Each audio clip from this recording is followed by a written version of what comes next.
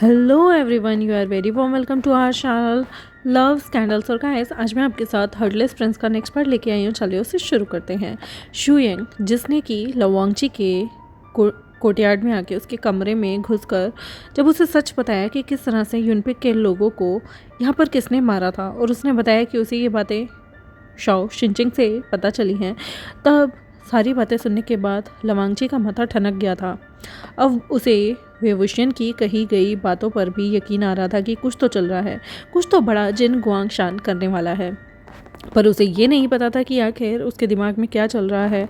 इसलिए वो खामोश होकर बैठ गया था। वो एकदम शांति से एक प्लान बना रहा था। वो कुछ भी करके जिन गुआंगशान को जितने भी घोटाले आज दिन तक हुए हैं ना, उस कस्टडी में फंसाना चाहता था और अपनी कस्टडी में लेकर, ताकि जैसे ही जिन गुआंगशान घोटालों के मामले में फंसेगा वो अपनी कस्टडी में लेकर उसे सारी बातें उगलवा लेगा और अपनी ही कस्टडी में उसे मरवा भी देगा। उसने सोच लिया था ताकि जिन गुआंगशान पे बगावत करने का बिल्कुल भी इल्ज़ाम नहीं लगेगा, जिसकी वजह से वे वेवुशियन की बहन जियांग यानली और जिन जुशियन और उनका बेटा भी बच जाएगा। यहाँ पर कुछ भी करके जिन गुआंगशान को फंसाने की लवांगची तरकीब लड़ा रहा था, लेकिन वहाँ पे जिन गुआंगशान कुछ और ही सोच के बैठा था, कुछ ऐसा जो कि बहुत ज़्यादा भयंकर था। जिन लोगों को वो मीटिंग पिछले कुछ महीनों से अपने कैबिनेट में बुला रहा था, अपने घर में बुला रहा था और चुप तरीके से सारी मीटिंग किया करता था, और उसके सारे गुप्त सूत्र इधर उधर भी फैल गए थे। उन्होंने सबसे भयंकर चीज़ एक की, उन्होंने रशिया के पास एक बहुत छोटे से विलेज के अंदर, जिसका नाम था तीपू विलेज के अंदर, उन लोगों ने बहुत ज़्यादा भयंकर तरीके से अपनी आर्मी को खाना पहुंचाना बंद कर दिया था। और तीपू के लोग हमेशा से ही ऐसे हुआ करते थे जो कि बगावती थे। जैसे ही आर्मी की सप्लाईज बंद की, उन्होंने आर्मी की ही छावनी में आग लगा दी थी, जिसकी वजह से बहुत बड़े बड़े उनके जो सेनापति थे उनकी मृत्यु हो गई। रशिया के पास जो छोटी सी जगह थी थीपू, उसके अंदर इतनी बड़ी बगावत की लहर शुरू हो गई, जिसके बारे में अभी तक मेन सिटी गुसू में कोई खबर आई ही नहीं थी। और ये सब चीज़ें पिछले 2-3 महीने से लगातार चल रही थी, लेकिन वहाँ से कोई खबर कभी आती ही नहीं थी। इतना ज़्यादा भयंकर तरीके से उन्होंने वॉर किया था कि जो सेना की टुकड़ी टीपू गांव के आसपास, जिले के आसपास जा रही थी, उन्होंने सभी को मार डाला था। सभी को मार डालना मतलब सीधा गुसू की गद्दी को चुनौती देना।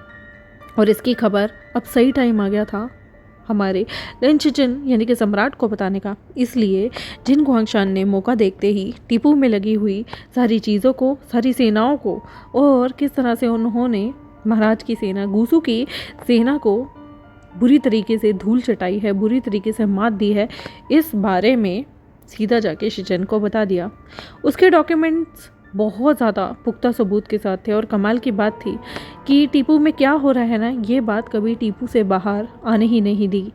और वहाँ पर जितने भी लवांगची के गुप्तचर थे, उन सबको भी चुपके करके जैसे तैसे उनको फॉलो किया जाता था, उनको उन पे नज़र रखी जा रही थी, और उन्हें भी मार दिया गया था। इसलिए कभी टीपू की कोई भी खबर यहाँ तक आई ही नहीं, लवांगची को ये बात कभी पता चली ही नहीं।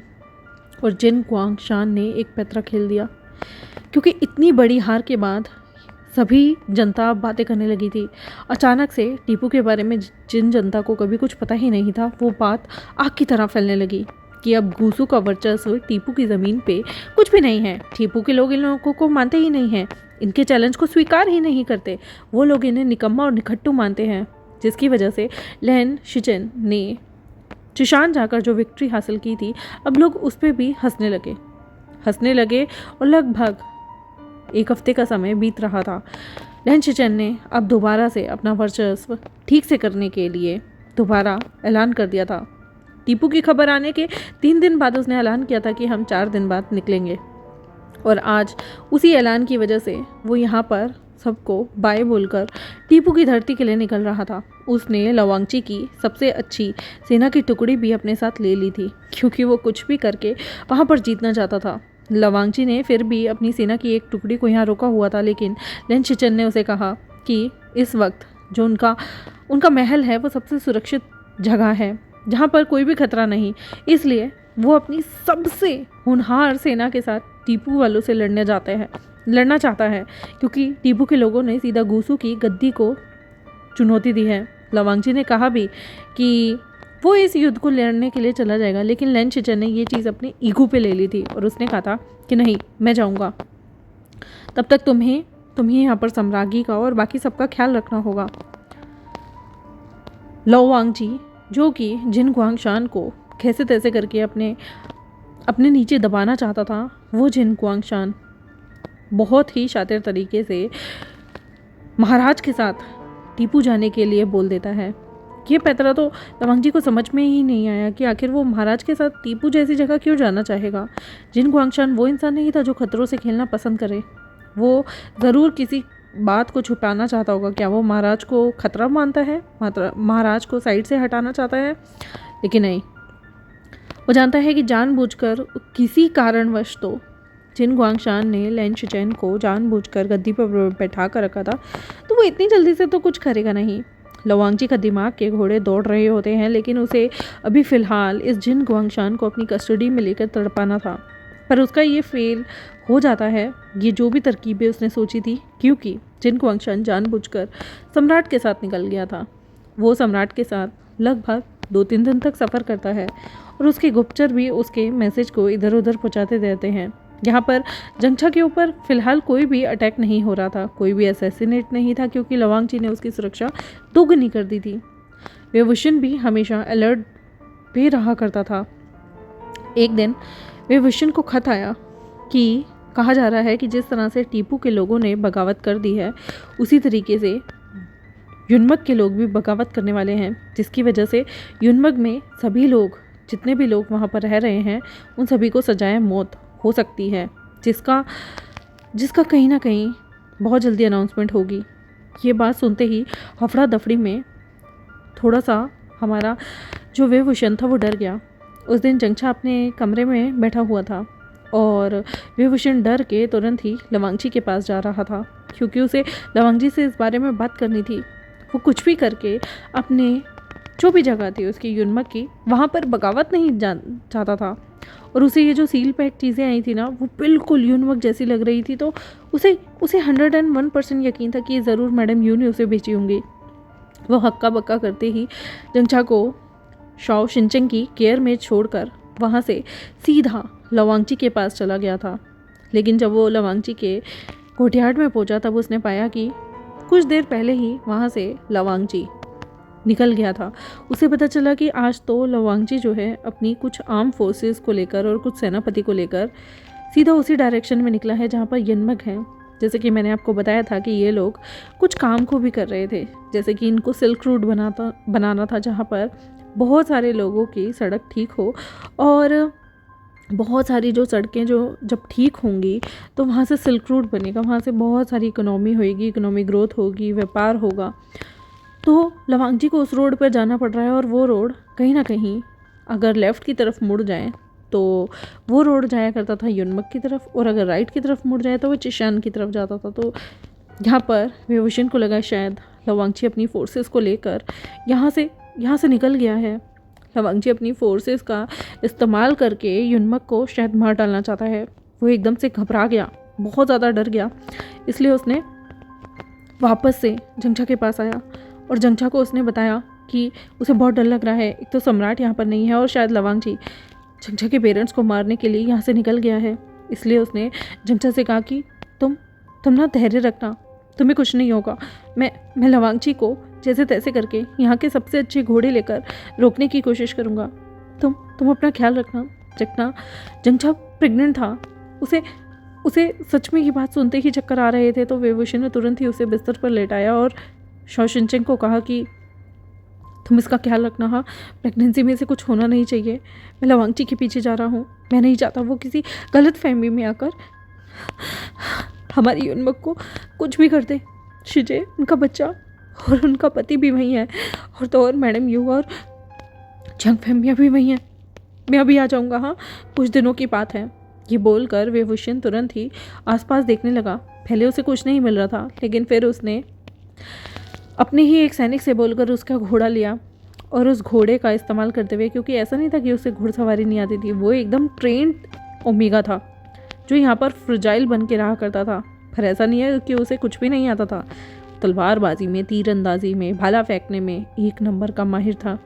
इसलिए उसने अपने साथ अपनी तलवारें भी ली, जो कि यहाँ आने पर उन्हें मना कर दी गई थी। और उसके साथ साथ उसने तीर भी लिए, क्योंकि वो कुछ भी कर कर लवांगची को रोकना चाहता था और वहाँ से निकल गया।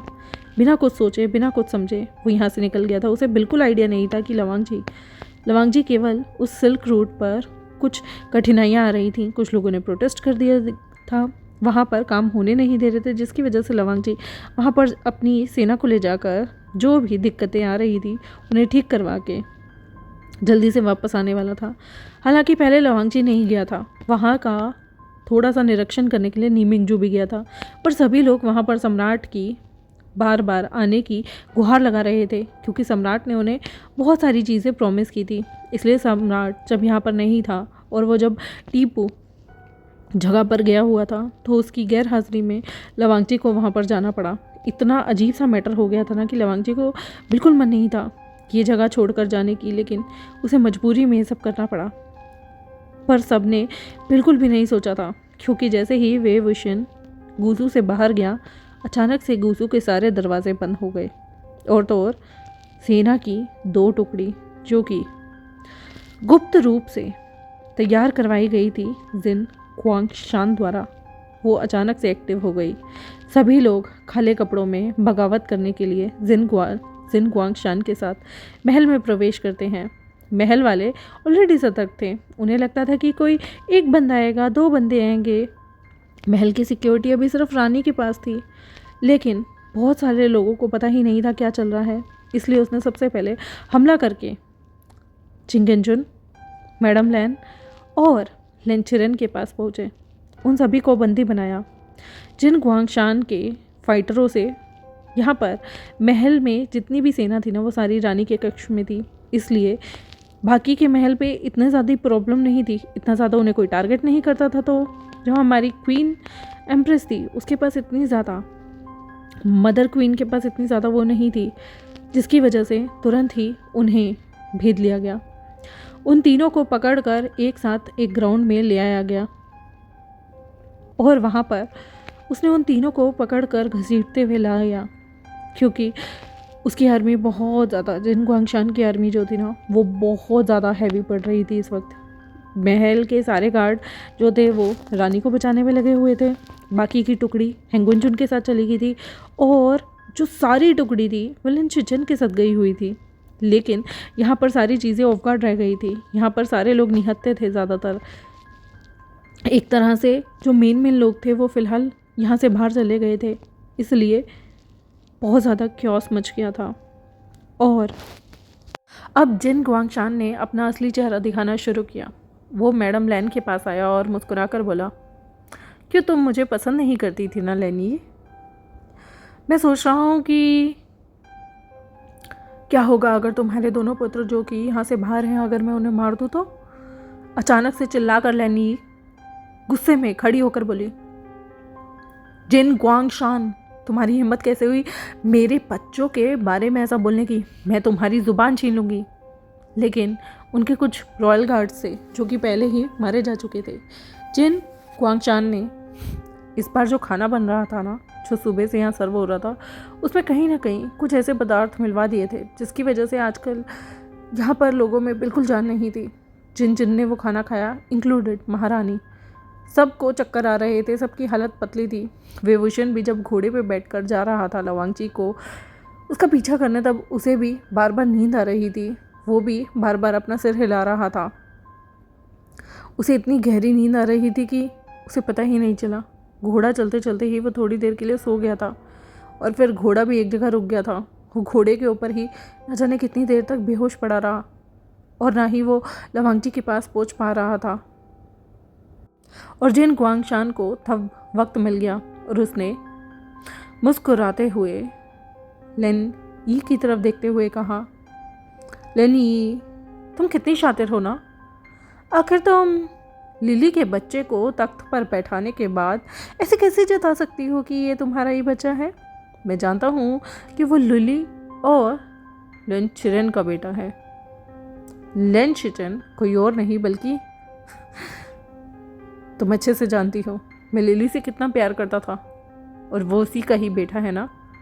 वो गुस्से में आकर अपनी स्वॉर्ड को खोलता है, म्यान से निकालता है और लेनी की गर्दन पर रखते हुए कहता है कि बताओ मुझे, शिचन तुम्हारा बच्चा कैसे हो सकता है? तुम्हारा तो मिसकैरेज हो गया था ना, है ना? क्योंकि तुम ये बात सूची में लिखवाने के लिए जा रही थी। मैं अच्छे से जानता हूँ कि सूची में जो हमारी वंशावली होती है उसमें सब कुछ लिखा जाता है, पर तुमने ये लिखवाई नहीं थी क्योंकि तुमने ये लिखवाने के लिए पहले अपनी नौकरानी को भेजा था और फिर तुरंत ही दूसरी नौकरानी को वापस बुला लिया था, दूसरी नौकरानी से कहकर, क्योंकि तुम नहीं चाहती थी वंशावली में ये खबर चढ़े। क्योंकि जब तक तुम्हारे बच्चे नहीं होते तब तक चिरन शादी नहीं कर सकता था और चिरन ने मेरी लिली को प्रेग्नेंट कर दिया। यहाँ पर लेनी गुस्से में कहती है तुम्हारी लिली?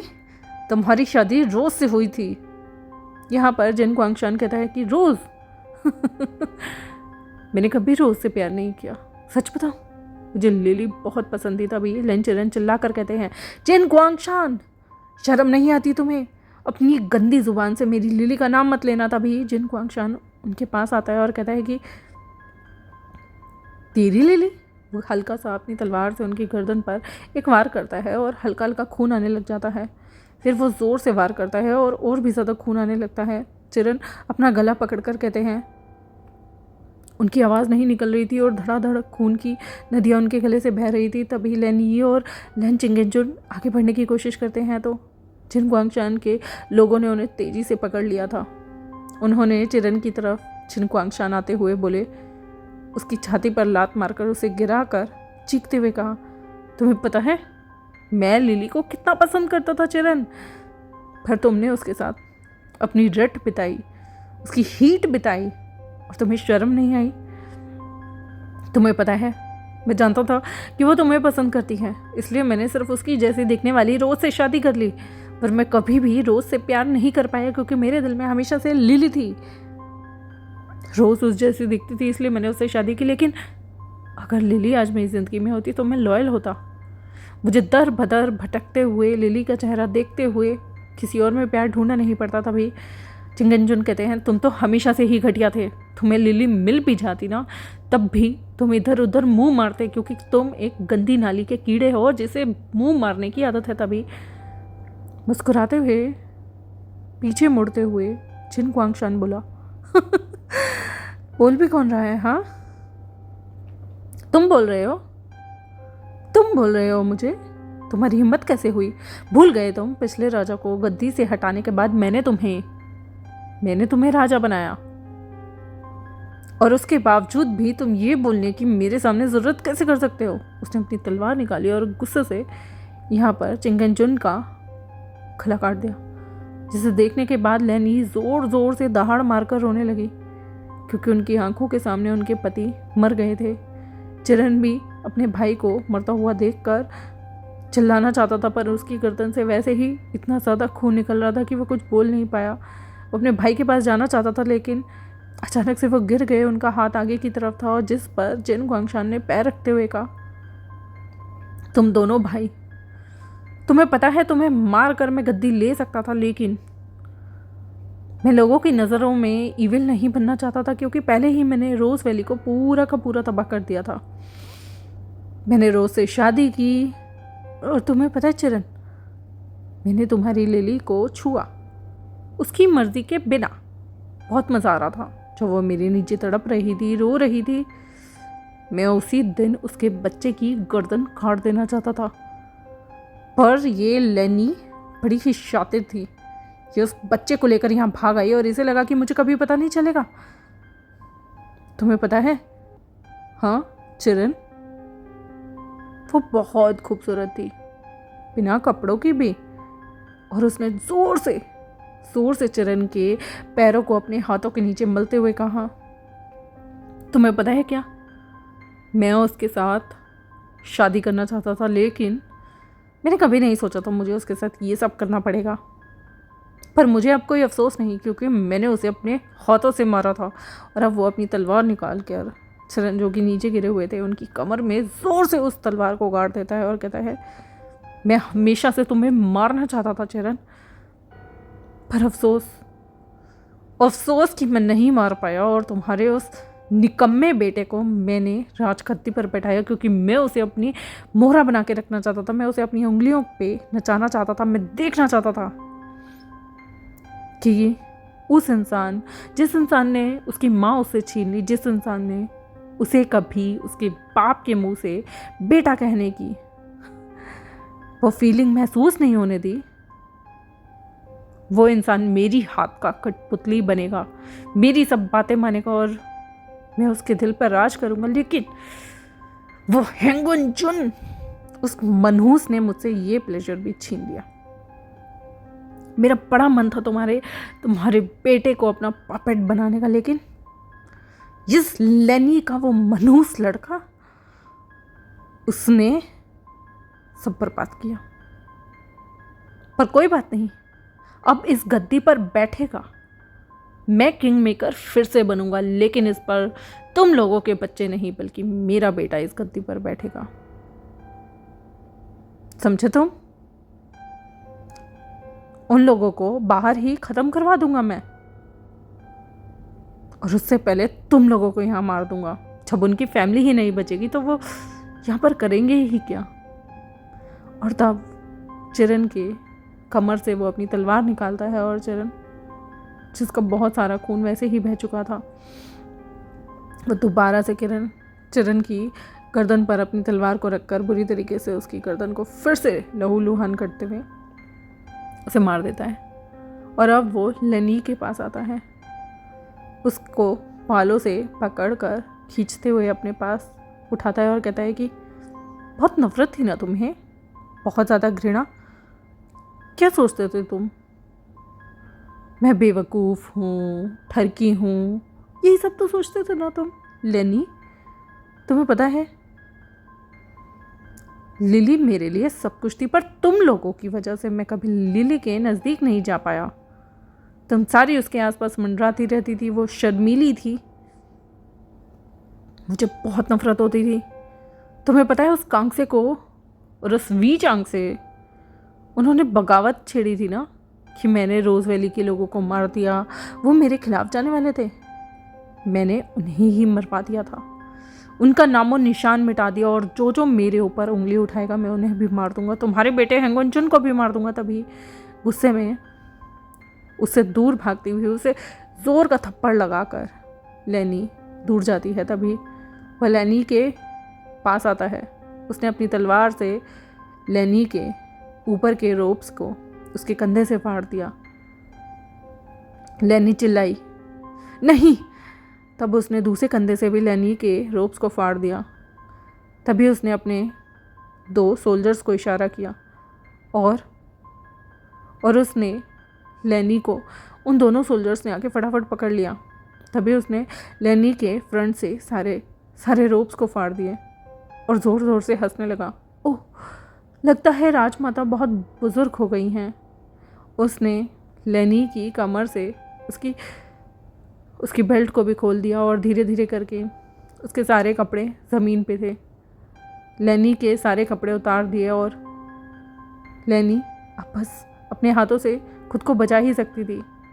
यहाँ पर लेनी के सामने तलवार दिखाते हुए उसने कहा, पकड़ो इसे, मारो ना मुझे। क्यों नहीं मार पा रही? लेनी बस घुटनों के बल बैठ गई थी और खुद को अपने हाथों से बचाने की कोशिश कर रही थी। यहाँ पर लेनी के कपड़े दिखाते हुए उसने कहा, पहनना चाहती हो इन्हें? हाँ, अच्छा, एक शर्त पे पहन सकते हो, अगर तुम मेरे सामने नाक रगड़कर माफ़ी मांगो। लेनी ने कहा, कभी भी नहीं, मैं मर जाऊंगी लेकिन नहीं।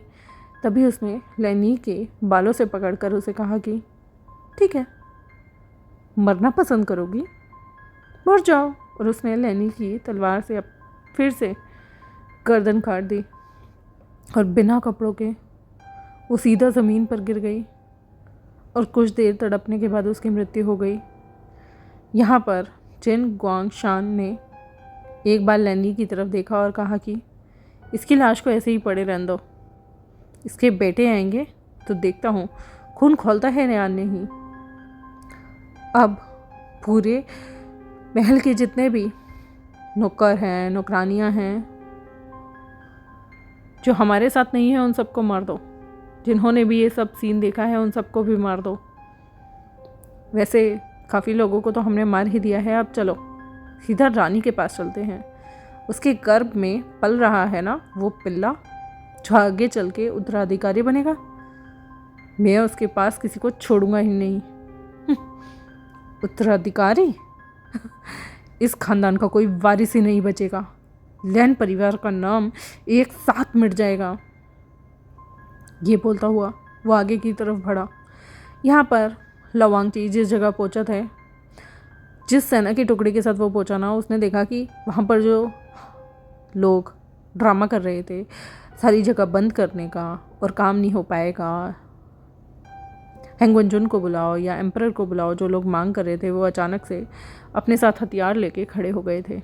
वहाँ पर लवांगची एकदम से हक्का बक्का रहा, लेकिन वो पूरी युद्ध की तैयारी के साथ आया ही हुआ था। उसकी और उसकी सेना ने वहाँ के आसपास के जितने भी गुंडेगर्द थे, जितने भी गुंडागर्दी यहाँ करने आए हुए थे, जितने भी हमलावर आए हुए थे, उन सब के साथ लड़ाई करना शुरू कर दिया और एक एक करके उन सबको मारना काटना शुरू कर दिया। जहाँ से दोनों तरफ से सभी के बीच में लड़ाई चल रही थी और बहुत सारे लोग मारे भी जा रहे थे। गूसू की सेना के लोग भी मारे जा रहे थे और ये लफंडर जो वहाँ पर लोगों को मारने के लिए आए थे, हैंग वंजुन का असैसिनेट करने आए थे, वो भी मारे जा रहे थे। वहाँ इतना बड़ा उस रोड पर कत्लेआम हुआ कि पता ही नहीं चल रहा था कि वहाँ पर खून ज़्यादा है या मिट्टी, क्योंकि सभी का खून इधर उधर गिर रहा था। लवांगजी ने अच्छे से फाइट की। उस फाइट में उसके काफ़ी सारे सोल्जर मारे गए, कुछ घायल भी थे जिन्हें वो वापस से अपने घोड़े पर लेकर आए। पर इस चीज़ में उन्हें काफ़ी टाइम लग गया। लगभग उनकी वो फाइट ना 36 घंटे चली थी। उसने कभी सोचा भी नहीं था कि इतनी भयंकर तरीके से फाइट हो जाएगी। वो तो कुछ और सोच के यहाँ आ रहे थे ना, और ये जगह इतनी आसान भी नहीं थी कि कुछ घंटों में ही यहाँ पहुँचा जा सके। यहाँ तक आने में भी उन्होंने काफ़ी समय अपना निकाल दिया था, क्योंकि ये जगह ऐसे नहीं थी कि कुछ घंटों की अंतराल में थी। ऑलरेडी यहाँ आने तक उन्हें 12 घंटों का समय लगा था, फिर लड़ाई में 36 घंटों का समय लगा था और वापस जाने में भी उन्हें 12 घंटों का समय लगेगा। इसलिए जो सैनिक बहुत ज़्यादा बुरी हालत में थे उन सभी को उन्होंने घोड़ों पर खड़ा कर दिया था। और यहाँ पर बहुत सारे घोड़े भी मर गए थे, जिसकी वजह से कंजस्टेड होकर उन्हें घोड़ों पर बैठकर वापस आना पड़ रहा था। जो लहू लुहान लोग थे, जिनके किसी के हाथ कट गए थे, पैर कट गए थे, वो तो बहुत चीखे मार मार के भी रो रहे थे। इसलिए उन्हें ड्रग दिया गया, ताकि ये लोग अपने पास ड्रग रखते थे, ताकि जब भी कोई बुरी तरीके से लहू लुहान हो जाए, उसे ज़्यादा दर्द ना हो, तो उसे ड्रग चटा दिया जाता था या दे दिया जाता था, ताकि वो इंसान कुछ देर के लिए शांत होकर सो जाए। इसलिए वो ऐसे ही अपने लोगों को वापस ला रहा था। उन सभी के कपड़े खून से भरे हुए थे, चेहरे पे खून लगा हुआ था, बुरी तरीके से हालत में थे। खाने को भी अपने साथ तो वो सारा सामान लेकर गए हुए थे, लेकिन ये जो लोग थे उन्होंने काफ़ी सारी जगह पे खाने के सामान को बिखेर दिया था, इधर उधर फैला भी दिया था। इनका बहुत भारी नुकसान कर दिया था। लवांगची को आइडिया तो था कि कुछ ना कुछ तो ये जिन गुआंगशान ज़रूर कर रहा होगा, इसलिए वो जितनी तेज़ी से यहाँ आया था उतनी तेज़ी से अपने घर के लिए निकल गया था। लेकिन जिन गुआंगशान के दिमाग में कुछ और ही चल रहा था। लवांगची जब वापस आया तो उसने देखा कि उनकी तरफ वेवुशियन आ रहा था, जो कि यहाँ पर रास्ते में ही बेहोश पड़ा हुआ था। उसने वेवुशियन को जब देखा, उसने तुरंत ही अपने घोड़े से उतरकर वेवुशियन की तरफ गया। लवांगची और जो हमारे शुयिंग थे वो और भी ज़्यादा डर गए कि वेवुशियन यहाँ क्या कर रहा है। उन्होंने सबसे पहले वेवुशियन की जांच की। उन्हें पता चला कि वेवुशियन को हल्का सा जहर दिया गया है, तो तुरंत ही उसे आसपास के गांव में ले जाकर उसके जहर का निवारण करने लगे कि आखिर किसने उसे जहर देने की कोशिश की होगी। वेवुशियन का पूरा चेहरा नीला पड़ गया था, क्योंकि उसे नींद की दवा के साथ साथ जहर भी दिया गया था, जिसकी वजह से वो अभी तक उठा भी नहीं था। उसका जहर निकालने का ये पूरी कोशिश कर रहे थे, जिसकी वजह से इन्हें फिर से रुकना पड़ा। और इन्हें पता ही नहीं था कि गूसू की सिटी में कितना बड़ा बवाल चल रहा है, क्योंकि वहाँ से कोई खबर आई ही नहीं थी, अभी तक तो बिल्कुल भी नहीं आई थी। और यहाँ गूसू में जिन गुआंगशान ने कत्लो-आम मिलाकर बहुत बड़ा पूरी तरीके से सभी को मारने के बाद वो अब एम्प्रेस के महल में घुसा, जहाँ पर पहले तो उसकी सेना में से जितने लोग आगे बढ़ रहे थे उन सभी पे तीर चला कर अच्छे तरीके से वार किया जा रहा था। लेकिन वो भी कम नहीं थे, वो भी अपने साथ तोप लेकर चल रहे थे, जिससे उन्होंने सबसे पहले तो जो हमारी सम्राज्ञी जंगछा था उसके पूरे महल का पूरा बड़ा गेट ही उड़ा दिया था अपनी तोप मार के। तोप के चलने की जो बड़म करके आवाज़ आई थी ना, उससे जंगछा एकदम डर गया था। पहले तो वो प्रेग्नेंट भी था, और दूसरी बात, सबसे बुरी चीज़, वो अकेला था। उसके पास उसका अल्फ़ा नहीं था, इसलिए वो और भी ज़्यादा डर रहा था। उसे अपनी अल्फ़ा की याद आ रही थी। उसकी हाथ काँप रहे थे, आंखों में थोड़े आंसू भरे हुए थे कि आखिर क्या हो रहा है। वो बार बार शाओ शिनचेंग से पूछ रहा है कि क्या हो रहा है। तभी शाओ शिनचेंग जैसे तैसे करके खिड़की में से देखकर और हल्का सा दरवाज़ा खोलकर यहाँ पर पूछता है कि क्या हुआ है। तब उसे किसी ने बताया कि हमलावर अंदर घुस गए हैं। उसे कुछ भी नहीं पता चल रहा था कि कौन हमलावर है, कौन क्या करने आया है। उसे इतना पता था कि ब्लैक कपड़ों में कोई आर्मी आई है, और ऐसे ऐसे बहुत सारे लोग लड़ते रहे। लेकिन जैसे तैसे करके ना जिन गुआंगशान आगे बढ़कर उसके पूरे कोर्टयार्ड में भी आ गया था। वहाँ पर उन्होंने जितने भी ओमेगा काम कर रहे थे, नौकरानियाँ थी, उन्हें बंदी बना लिया था। कुछ की गर्दनें काट दी थी और कुछ को डरा कर घुटनों के बल बैठाया हुआ था। और फिर वो अब आगे बढ़ रहा था।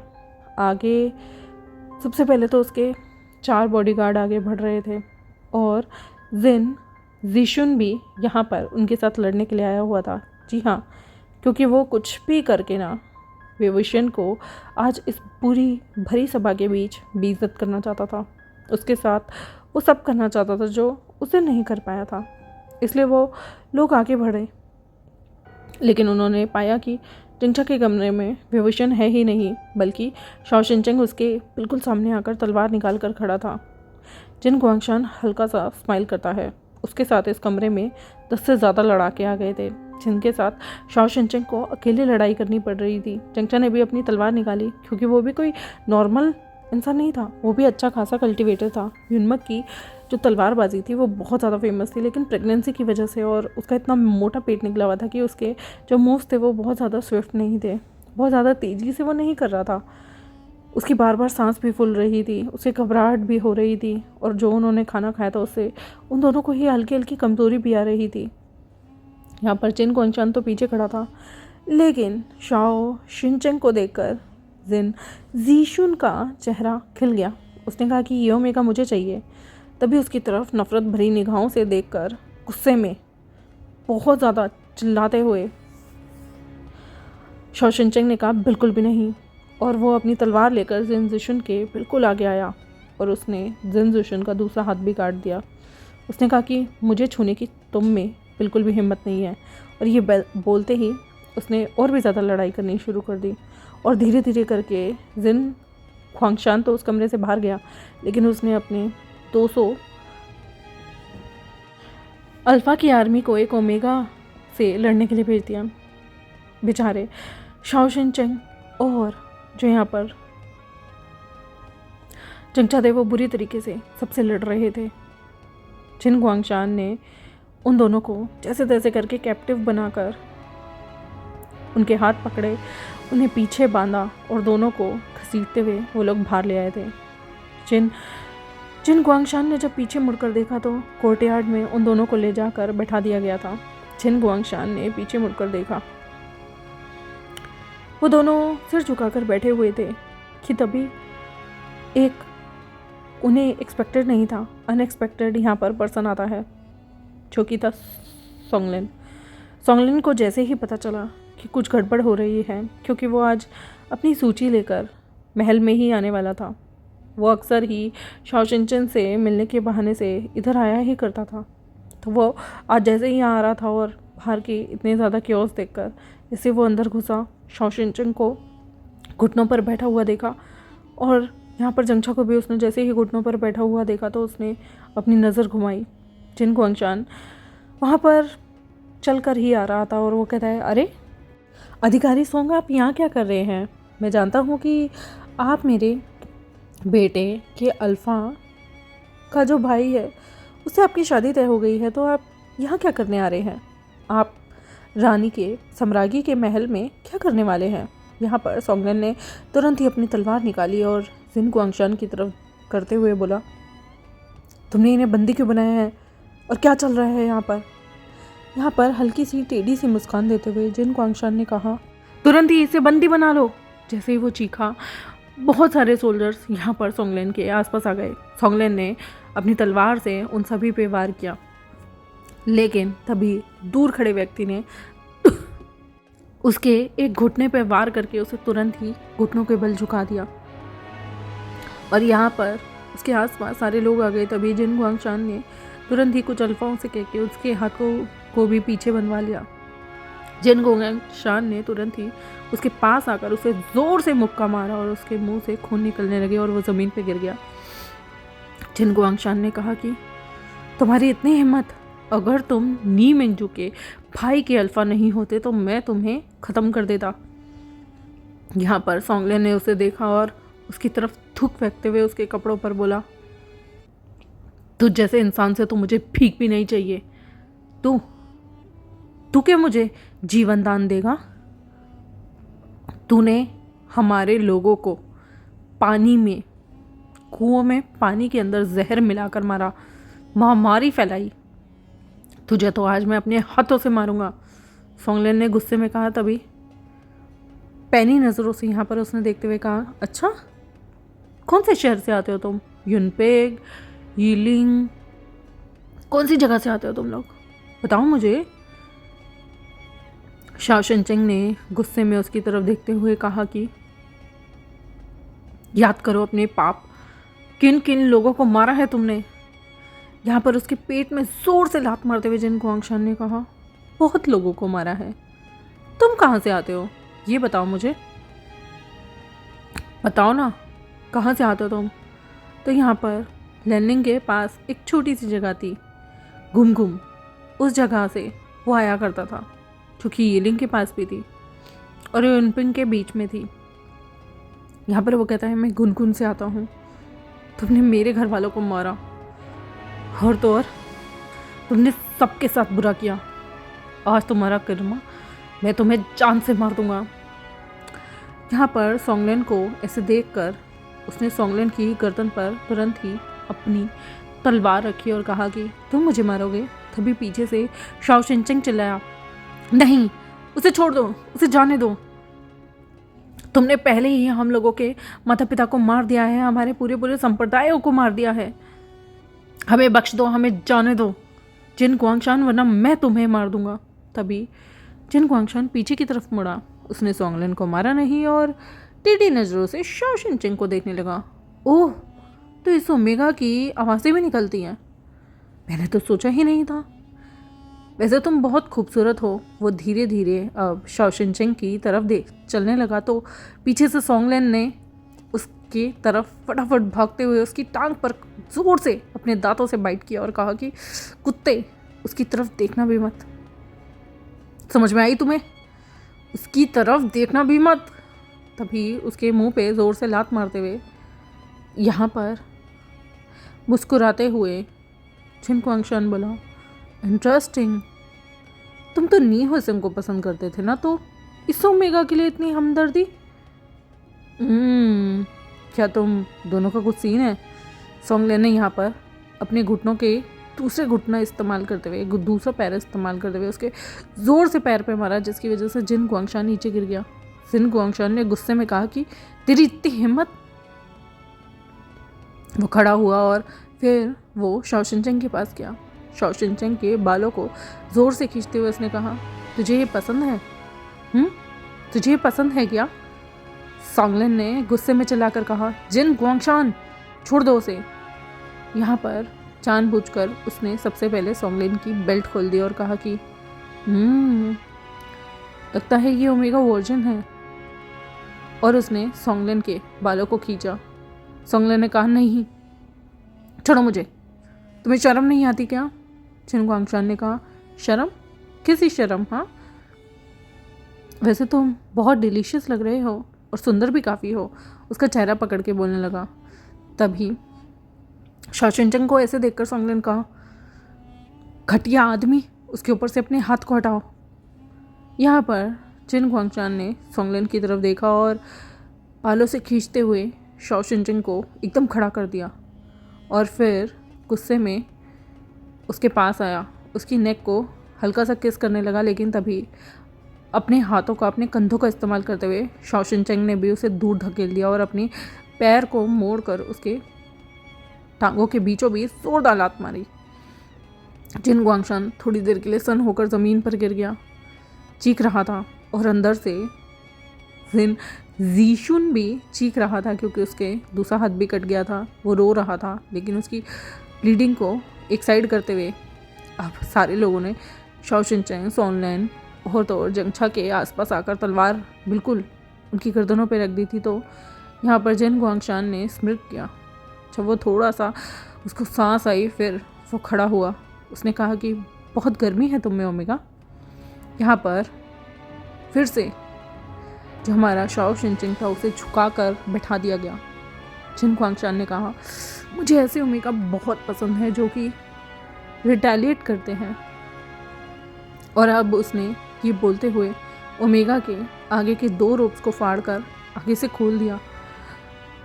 शाओ शिनचैंग तो शॉक्ड था, सॉन्गलैन और भी ज़्यादा, और एकदम से घबरा गया। और यहाँ पर सबसे बुरी हालत थी जंगछा की।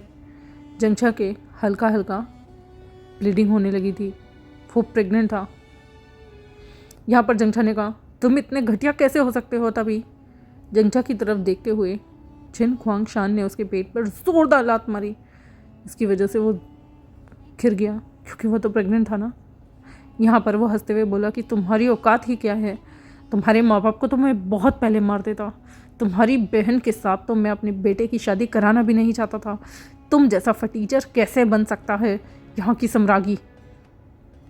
मैं अपने बेटे जिन क्वांग याओ को यहाँ की सम्राज्ञी बनाना चाहता था, लेकिन तुम बीच में आ गए मेरे प्लान चौपट करने। कोई बात नहीं, तुम्हारा पति तो मर ही चुका होगा, तुम जी कर क्या करोगे। ये सुनते ही जंगछा के एकदम कान खड़े हो गए। ये क्या बोल रही है आप, बदतमीज इंसान। उसने तुरंत ही कहा, क्या मतलब है तुम्हारा। लेकिन उसे बहुत दर्द हो रहा था। वो अपने दर्द को बर्दाश्त कर रहा था कि तभी जिन गुआंगशान बिल्कुल ही शाओ शिनचैंग के पास आया। उसके गालों को चूमते हुए धीरे धीरे उसके बाकी के भी फ्रंट के अपर रोप्स को उसने बिल्कुल ही फाड़ना शुरू कर दिया, कुछ अपनी तलवार का इस्तेमाल करते हुए और कुछ वैसे ही। यहाँ पर शाओ शिनचैंग रो रहा था, चिल्ला रहा था, नहीं इससे अच्छा मुझे मार दो। लेकिन उस कमीने ने बिल्कुल नहीं सुनी। यहाँ पर उसने जानबूझकर शाओ शिनचैंग के सारे कपड़े सभी के सामने फाड़ दिए और उसकी बॉडी पर बिल्कुल भी कपड़े नहीं थे। उसके हाथ भी पीछे बंधे हुए थे। शाओ शिनचैंग ज़मीन पर गिर गया था, खुद को लोगों के सामने इस तरह से वो बिना कपड़ों के दिखा नहीं सकता था। तभी उसके बालों से पकड़ते हुए उसे ऊपर उठाया और उसके बालों को खींचते हुए उसे बिना कपड़ों के ही उसने सारी जगह सारे अल्फा के सामने घुमाया। शाओ शिनचैंग रो रहा था। वो अपने आप को छुपाना चाहता था, लेकिन ऐसा कुछ नहीं हो रहा था। वो यहाँ पर जानबूझकर जिन गुआंगशान को मारने की कोशिश करता है, लेकिन ऐसा तब भी नहीं होता क्योंकि वो सभी के सामने उसे कुछ अल्फाओं को दे देता है। क्या तुम लोग इसके साथ मस्ती नहीं करना चाहते। शाओ शिनचैंग चिल्लाया। नहीं। सॉन्गलैन भी रो रहा था, नहीं नहीं, इससे अच्छा उसे मार दो, उसे जाने दो, उसकी कोई गलती नहीं है। लेकिन वो लोग बहुत ही घटिया थे। कुछ लोगों ने जानबूझकर उसे गलत जगह छुआ, हाथ लगाया, उसके साथ कुछ करने की कोशिश की। लेकिन शाओ शिनचैंग ने वहाँ पर एक इंसान की तलवार को देखा। उसने अपनी आंखें बंद की और कहा कि मुझे माफ़ कर देना, मुझे माफ़ कर देना मास्टर। मैं आपके पुत्र को इंसाफ नहीं दिला पाऊँगा, आपकी नाती को इंसाफ नहीं दिला पाऊँगा और मुझे माफ़ कर देना। ये बोलते ही वो सीधा उस आदमी की तलवार के आर पार अपनी बॉडी को निकाल देता है। वो तलवार सीधा उसके सीने के आर पार हो गई थी और खुद को मार देता है, क्योंकि इन अल्फाओं से खुद को हाथ लगवाने से अच्छा था खुद को मार देना। और जैसे ही सॉन्गलैन ये देखता है कि शाओ शिनचैंग ने अपने सीने में वो तलवार ले ली, अपने दिल के आर पार वो तलवार घुसा दी, तभी अल्फाओं ने वो तलवार बाहर निकाली और उसे छूकर देखा, पर वो कुछ ही देर के अंदर तड़पते तड़पते मर गया। सॉन्गलैन ये देखकर जोर से रोया, चीखा, नहीं। सॉन्गलैन रोते हुए बोला कि शाओ शिनचैंग तुमने ये क्यों किया, तुमने ये क्यों किया। मैं तुमसे बहुत प्यार करता था शाओ, मुझे माफ़ कर दो, मैं तुम्हें नहीं बचा पाया। शाओ शिनचैंग शाओशिन ये तुमने क्यों किया? वो बहुत रोया। उसकी चीखें, उसकी रोने की पुकारें वहाँ गूंज रही थी। और शाओशिन को मरा हुआ देखकर जंगछा भी डर गया था। अब धीरे धीरे छिन गुआंगशान सोंगलन की तरफ अपनी तलवार को ज़मीन से घसीटते हुए लाया और बोला कि तुम्हारी वजह से मेरे अल्फ़ा बॉडीगार्ड ने उस ओमेगा के साथ कुछ फन नहीं किया। पर तुम्हें एक चीज़ मैं बताना चाहता हूँ, मुझे वो लोग बिल्कुल पसंद नहीं जो मेरे सामने तेवर दिखाते हैं। और ये बोलते ही उसने सोंगलन की गर्दन धड़ से अलग कर दी। सोंगलन एक बार में ही ख़त्म होकर उस ज़मीन पर गिरा हुआ था, जिसे देखकर अब जंगछा बहुत ज़्यादा डर गया था। जंगछा पीछे पीछे जाने की कोशिश कर रहा था, लेकिन उसे बहुत दर्द हो रहा था और फिर उसे और भी ज़्यादा तेज़ी से ब्लीडिंग हो रही थी। उसे सांस लेने में दिक्कत आ रही थी। अब अपनी तलवार को लेकर जंगछा ज़ोर ज़ोर से सिसके ले रहा था, तब जिन गुआंगशान उसके पास आया। वो बार बार जिन गुआंगशान को देखकर बोला, मैं प्रेग्नेंट हूँ, मुझे जाने दो। मैंने तुम्हारा कभी बुरा नहीं किया, मैंने तुम्हारे साथ कुछ गलत नहीं किया है, प्लीज़ मुझे जाने दो।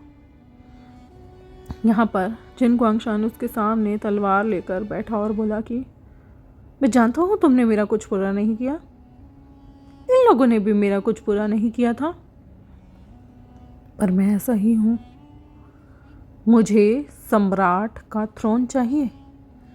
मैं किंग मेकर इसलिए नहीं बना था कि तुम जैसे फटीचर लोगों का बात को सुनो। बहुत पनिशमेंट मिली है ना मुझे सम्राट से, अब पनिशमेंट मिलेगी सम्राट को जो उन्होंने किया। मेरी बेकदरी की सज़ा मिलेगी।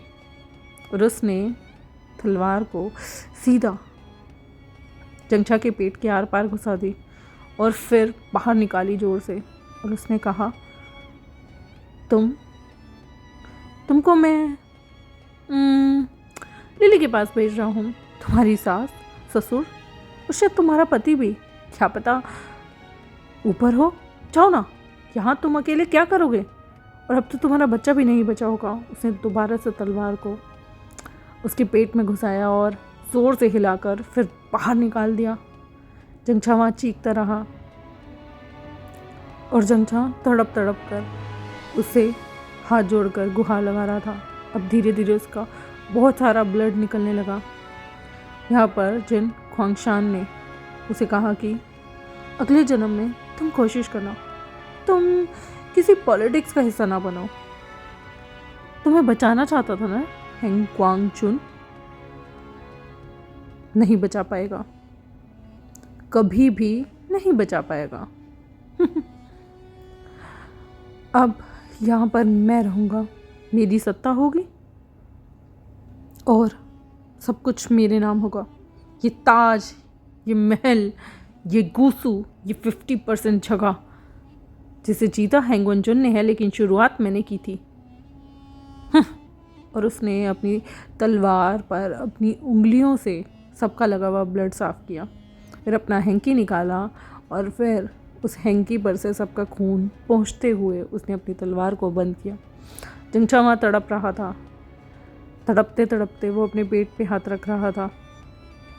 और कुछ समय बाद जब जिन गुआंगशान वहाँ से चला गया, दरवाजे की तरफ देखते देखते ही उसकी मौत हो गई थी। वहाँ पर अब कुछ भी नहीं बचा था। पूरे पैलेस में सिर्फ लाशें थी। और जिन गुआंगशान मुस्कुराते हुए कह रहा था कि इन लाशों के ढेरों को यूं ही सड़ने दो। जब 1-2 दिन बाद अगर हेंग गुआंगचुन की मृत्यु नहीं आई, उसकी खबर नहीं आई, और चेवजुन की मृत्यु की खबर नहीं आई, तो जब वो यहाँ आएंगे तो अपने आप लाशों को देख लेंगे क्या हाल हुआ है। कैसा रहा सब कुछ। हाँ, मेन को छोड़कर सारे लोगों की लाशों को एक जगह एकत्रित करके उन पे आग लगा दो। इन लोगों को बरी करने की भी कोई ज़रूरत नहीं है, कोई ज़रूरत नहीं है इन्हें दफन करने की। सीधा इनकी लाशों को लो, उस पर तेल छिड़को और आग लगा दो। ऐसे लोगों को जिंदा रहने का भी कोई हक नहीं था। पर जिंदा तो वो लोग काफ़ी समय तक रह लिए। और लेंशिचन की बहुत भयंकर लड़ाई चल रही थी। वो जो यहाँ पर आया हुआ था इस छोटे से गांव में, वहाँ के लोगों ने नाक में दम कर दिया था।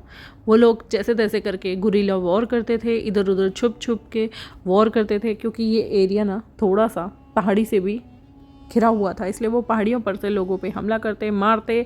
सेना का काफ़ी ज़्यादा नुकसान हुआ था, लेकिन जैसे तैसे करके उन्होंने उन लोगों पर जीत हासिल की। उन लोगों के बहुत सारे लोगों को मार डाला और बाकी लोगों को बंदी बनाकर उन्हें अपनी सेना के अंदर ज़बरदस्ती बंदी बनाकर यहाँ से गूसू ले जाने लगे। उन्होंने काफ़ी सारी लेडीज़ को, बच्चों को, जैसे कि पहले हुआ करता था, उन्हें वहाँ से खदेड़ कर मार्केट में बेचने का भी सोच लिया था।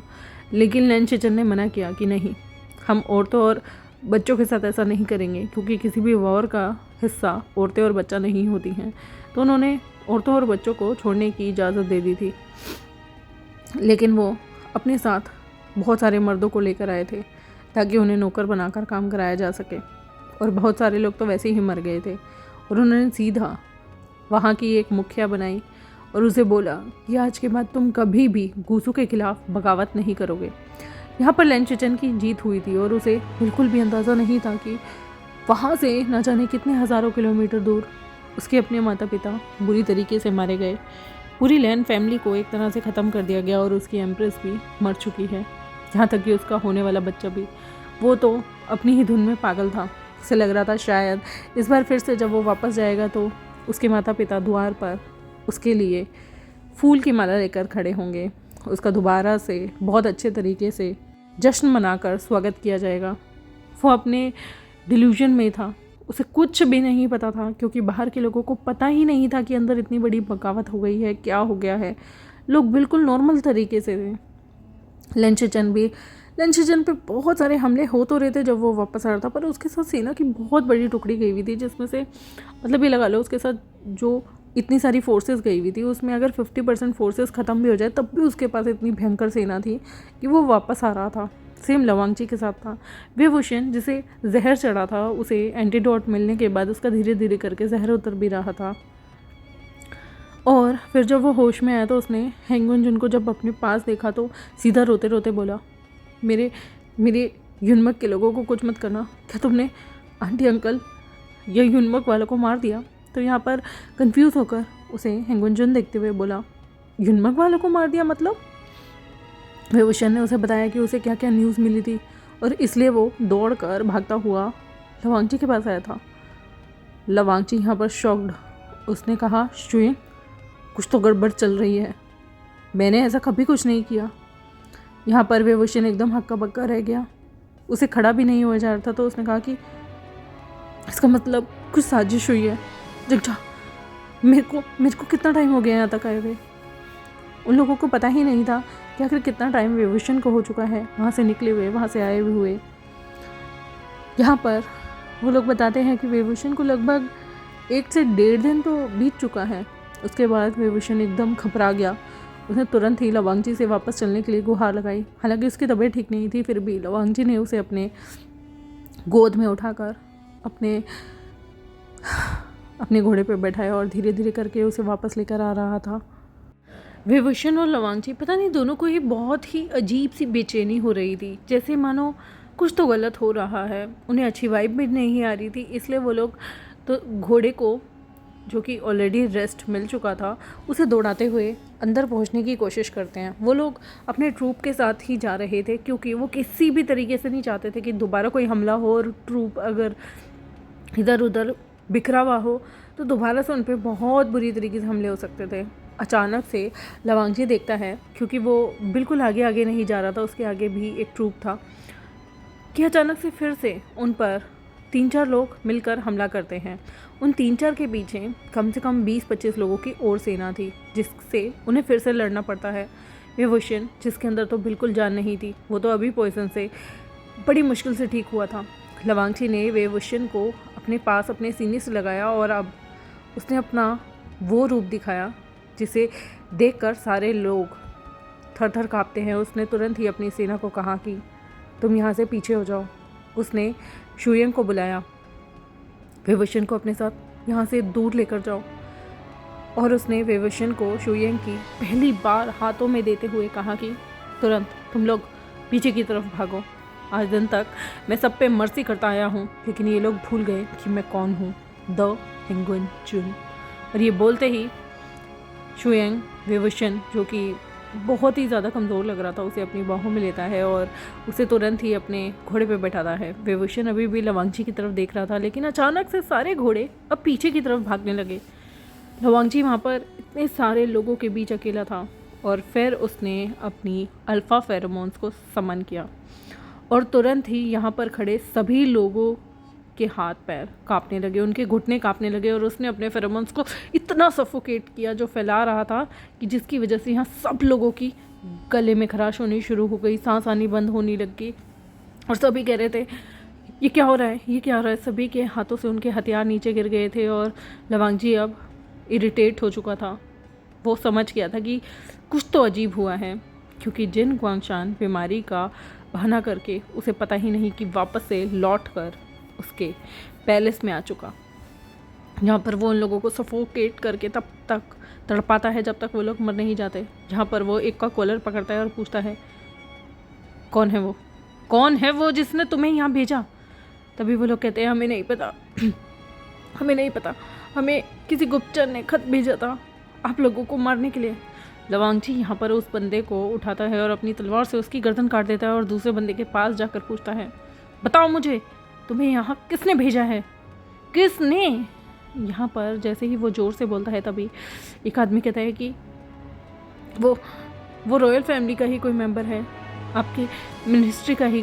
तभी लवांगची की मुट्ठियाँ कस कर वो और ज़ोर से भींचता है और यहाँ पर अपने अल्फा फेरोमोन्स को और हवा में तेज़ी से वो और भी ज़्यादा सफोकेट कर देता है उन लोगों को, और एक एक करके सभी अपना दम तोड़ देते हैं।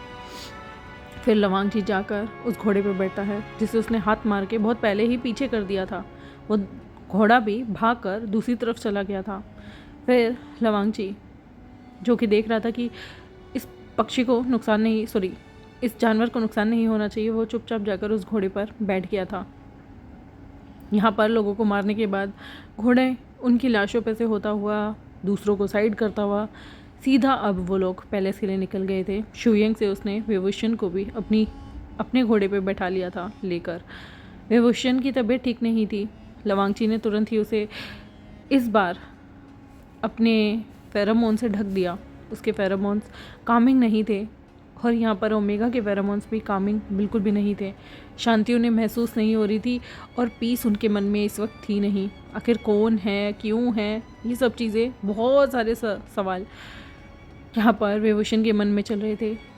घोड़े पे चलते चलते वेवुशन, पता नहीं क्यों उसकी आंखों से आंसू आ रहे थे और उसने लवांगजी के हाथों पर उसने जिससे घोड़े के लगाम को पकड़ा हुआ था उसे अपने हाथों में पकड़ कर बोला कि क्या सब ठीक होगा ना।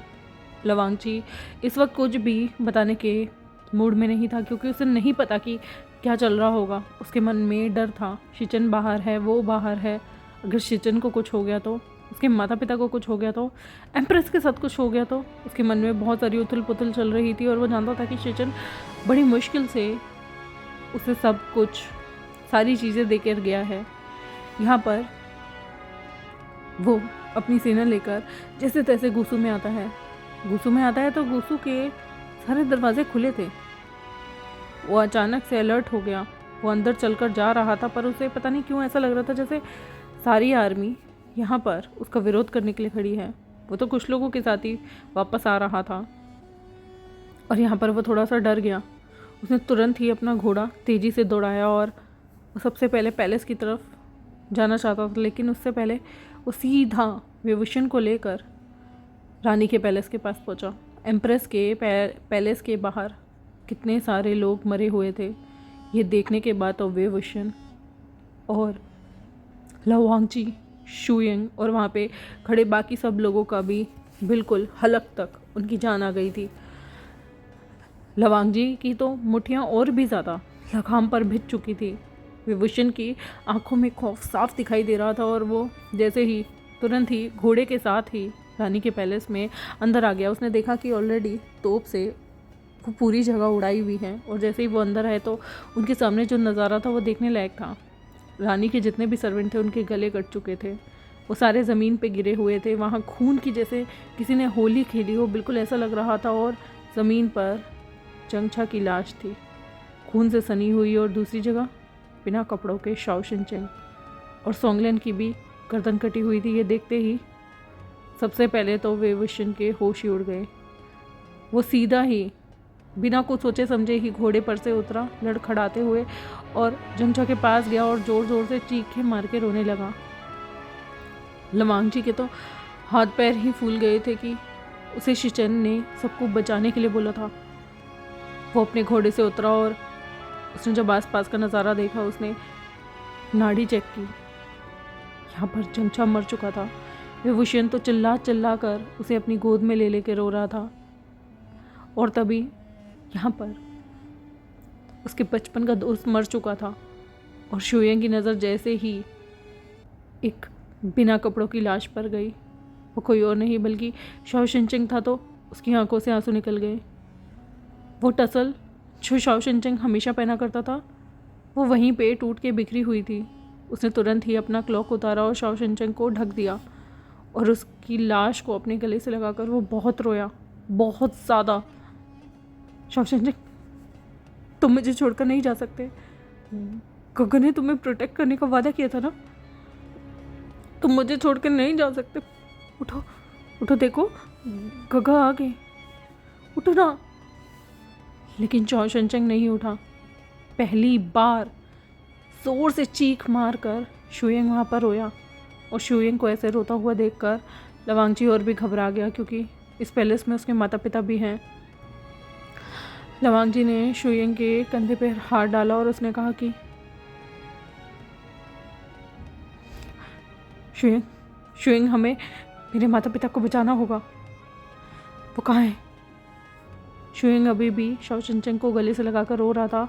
लवांगजी ने देखा वे विशन और भी ज़्यादा चीखे मार मार के रो रहा था। जंगछा, मुझे माफ़ कर, मुझे माफ़ कर दो। मैं तुम्हारी जिम्मेदारी शाओ शिनचेंग को देकर गया था, पर तुम, ये क्या हो गया? ये क्या हो गया? मुझे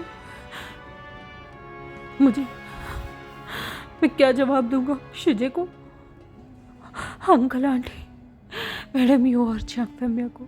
जंगछा, उठो ना, तुम्हारे पेट में लेन परिवार का वारिस। और जैसे ही वो जंगछा के पेट देखता है, वहाँ पर इतना बड़ा जख्म था, क्योंकि 2 बार तलवार उसके पेट से आर पार हुई थी। तो वो उस जगह को हाथ लगाता है जो कि जहाँ का खून निकल के शायद सूख चुका था। वो और भी ज़्यादा बुरी तरीके से बेहोश होकर गिर गया। जैसे ही वेवुशन बेहोश होकर वहाँ गिरा, लवांगजी तुरंत उसके पास आया, क्योंकि उसके शरीर में वैसे भी जान नहीं थी। वो अभी भी रोए जा रहा था बेहोश हुए हुए भी। लवांगजी ने तुरंत ही वेवुशन को अपनी बाहों में उठाया। वो जानता था कि यहाँ पर बहुत सारा खतरा है। उसने ये भी देख लिया कि नी मंगजू के भाई न्यू हसिंग ने जिससे शादी का वादा किया था, वो अल्फा भी यहाँ पर मर चुका है। उसने तुरंत ही वेवुशन को अपने साथ घोड़े पे टांगा और खुद भी घोड़े पर बैठा और उसे अपनी तरफ खींचते हुए, अपनी बाहों में भरते हुए अपने घोड़े को अपने माता पिता की जगह पर भगा लिया। शुयेंग यहाँ पर शाओ शिनचेंग की तरफ देखकर बहुत रोया उसे अपने सीने से लगाकर। लेकिन अब कुछ भी नहीं हो सकता था। उसने शाओ शिनचेंग को कपड़े से ढकते हुए, अपने क्लॉक से ढकते हुए कहा कि मैं तुम्हें इंसाफ ज़रूर दिलाऊंगा। जिस कमीने ने तुम्हारे साथ ये सब किया है, जिसने तुम्हारे साथ इतनी घिनौनी हरकत करने की कोशिश की, मैं उसे चांद से मार दूंगा। क्योंकि उसे ऐसा लग रहा था शायद शाओ शिनचेंग के साथ उन लोगों ने ज़बरदस्ती की होगी या फिर कुछ और। उसे नहीं पता था कि शाओ शिनचेंग ने ये सब होने से पहले ही खुद को मार डाला, क्योंकि उसने शाओ शिनचेंग की लोअर बॉडी को नहीं देखा था। उसने तो पहले ही उसे ढक दिया था। वो शाओ शिनचेंग को यहाँ पर छोड़कर अब अपने घोड़े पे बैठता है और लवांगजी के साथ ही यहाँ से भागने लगा। वो लोग इधर उधर जाते हैं। लवांगजी को अपने माता पिता के पवेलियन के अंदर भी सिर्फ लाशें ही मिलती हैं। कुछ लाशें वहाँ से हटा दी गई थी, लेकिन जो इम्पोर्टेंट लोग थे, जो जैसे कि उसकी माँ की नौकरानी, उसकी लाश देखकर तो वो हैरान हो गया था। जिसे उसकी माँ के दरवाजे के बाहर टांगा गया था। और तो और वो बहुत सारे लोगों की लाश देखकर हैरान था। वो चीख रहा था, बार बार अपनी माँ को पुकार रहा था और अपनी गोद में विभूषण को ले लेके भाग रहा था। फिर वो अपने पिता की जगह गया, वहाँ पर भी उसके पिता नहीं थे बल्कि बहुत सारे लोग ख़त्म थे। फिर वो अपने चाचा के यहाँ भी गया, कुछ भी नहीं मिला। तो वो अंत में अब एक जगह बच गई थी, जो कि राजा की सभा जहाँ होती थी, जहाँ पर ये सारे मंत्री एकत्रित होते थे, उस जगह गया। तो उसने देखा कि वहाँ पर ब्लैक क्लॉक के अंदर बहुत सारे लोग खड़े हैं। लवांगची यहाँ पर विभूषण को अपनी गोद में उठाकर चलता हुआ आगे बढ़ता रहा। किसी ने भी लवांगची को कुछ नहीं कहा, बल्कि अंदर आने दिया। और जैसे ही वो उस पूरी जगह से चल कर आगे आ रहा था, उसके लोगों को पहले ही रोक दिया गया। बाकी के ब्लैक क्लॉक वालों ने, लवांगची ने उन लोगों को तलवार निकालने से मना किया और कहा कि अभी नहीं, मैं देखना चाहता हूँ कि मुझे बिट्रेल किसने की है। वो उसका मन जानता था कि ये जिन गुआंगशान ही होगा, लेकिन फिर भी उसने कहा, क्या मैं मरने से पहले इतना तो कर ही सकता हूँ ना। और अब वो धीमे धीमे कदम बढ़ाकर उसने शुयेंग को कहा, इसे मेरे साथ आने दो। लोग बाग ने लवांगची को शुयेंग के साथ जाने नहीं दिया, लेकिन लवांगची ने कहा कि मैं देखना चाहता हूँ, क्या तुम नहीं चाहते कि जब मैं मरूँ तो मेरा राइट हैंड भी मेरे साथ मरे। यहाँ पर एक आवाज़ आती है, आने दो उन दोनों को अंदर। और जैसे ही वो धीरे धीरे अपने कदमों से चलकर जाता है, यहाँ पर बहुत सारे लोगों की आर्मी के साथ जिन गुआंगशान उस तख्त पे बैठा हुआ था, जो कि एम्परर का तख्त माना जाता है।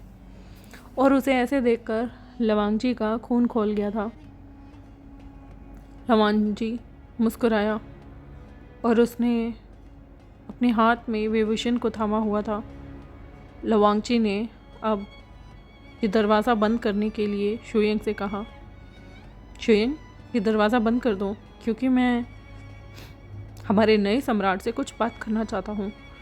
शुयेंग ने उस सभा का दरवाज़ा बंद किया।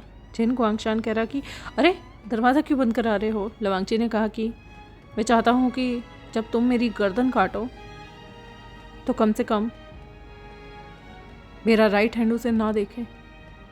मैं अकेला यहाँ मरना चाहता हूँ। यहाँ पर जिन गुआंगशान ने कहा कि वैसे मैंने तुम्हारे लिए एक सरप्राइज़ रखा है, तुम देखना नहीं चाहोगे। उसने ताली बजाई और यहाँ पर कुछ सैनिक अपने कंधे पे डालकर 3 लाशों को लेकर आए, जिसमें से एक उसके पिता की थी, एक उसके चाचा की और एक उसकी माँ की। उसकी माँ की लाश पर कपड़े नहीं थे, जिसे देखकर लवांगची का खून खोल गया। लवांगची ने घूरते हुए कहा, जिन गुआंगशान।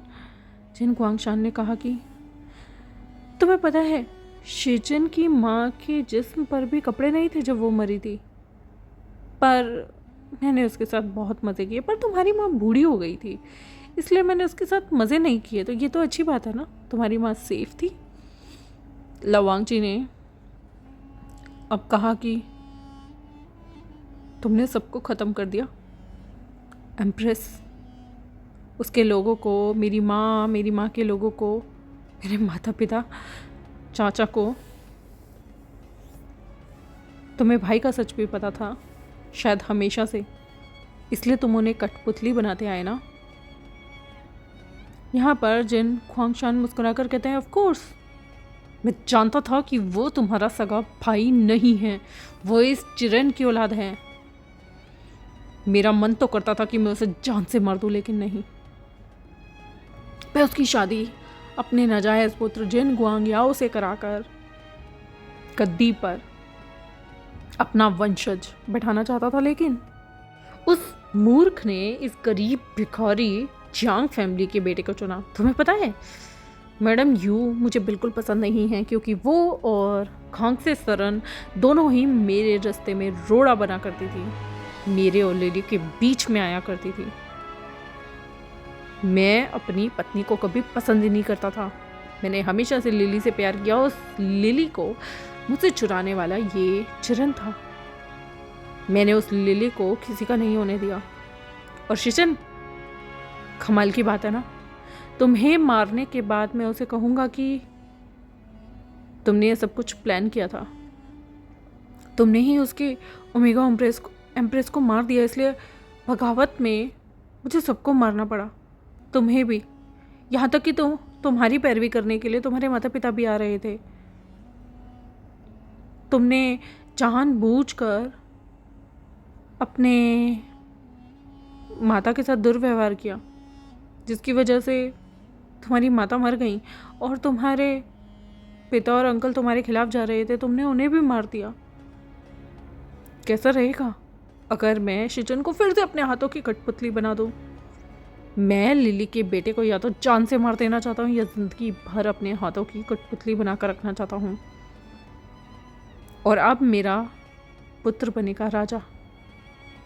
लवांगजी ने यहाँ पर ज़ोर से ग्रोल करते हुए अब अपने अल्फ़ा फेरोमोन्स को ज़ोर से स्ट्राइक करते हुए यहाँ पर फैला दिया।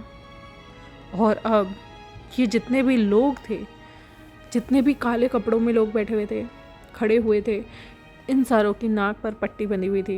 यहाँ पर ज़ोर ज़ोर से हंसते हुए गुस्से से जिन गुआंगशान कहता है कि तुम जितना भी अपने अल्फ़ा फेरोमोन्स को फैला लो, इन लोगों की नाक पर पट्टी है, ये लोग नहीं महसूस कर पाएंगे। लवांगजी ने और भी टाइटली अपने फेरोमोन्स को फैलाया। हाँ, कुछ असर कम हो रहा था, लेकिन ऐसा भी नहीं था कि असर नहीं हो रहा था। लोग धीरे धीरे करके घुटनों पर बैठ रहे थे, लेकिन उससे पहले ही वो लोग यहाँ पर लवांगजी की तरफ तलवार लेकर बढ़ रहे थे कि तभी विभूषण उसकी गोद से उतरा और उसकी आंखें इस वक्त बिल्कुल ही अलग कलर की हो चुकी थी। वो जिन गुआंगशान की तरफ मुड़ा और उसने चिल्लाते हुए कहा, जिन गुआंगशान। और उसने एक पैने चक्र जैसा एक छोटा सा पंखा जो उसने कभी स्टील से बनवाया हुआ था, उसे खोलते हुए चक्र की तरह उड़ाते हुए सीधा जिन गुआंगशान की गर्दन को उड़ा दिया। ये नज़ारा देखने लायक था, क्योंकि यहाँ पर टीम हेंगुन को मारने के लिए बढ़ रही थी, पर यहाँ पर विभूषण ने जिन गुआंगशान को एक ही बार में मार दिया।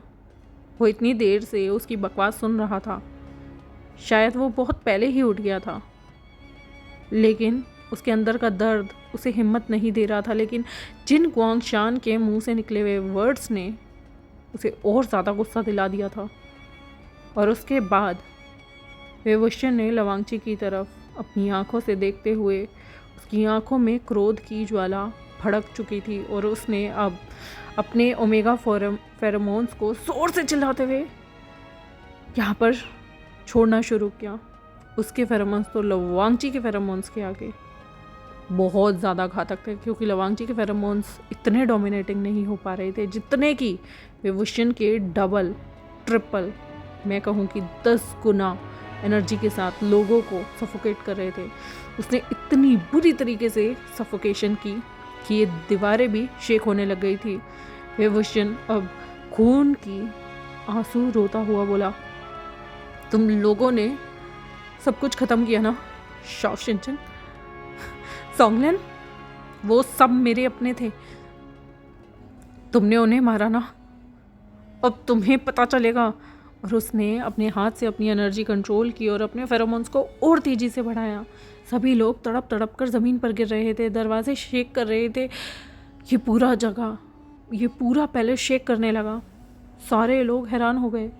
विभूषण ने अपने फेरोमोन्स की ताकत और तेज़ बढ़ाई और अब उसने अपने कपड़ों में से निकला हुआ एक हथियार निकाला और उसने उस अजीब सी पिन जैसे चाकू का इस्तेमाल करते हुए पहले तो राइट हैंड साइड में जोर से मारते हुए पहली रो के सभी लोगों का गर्दन काट दी थी।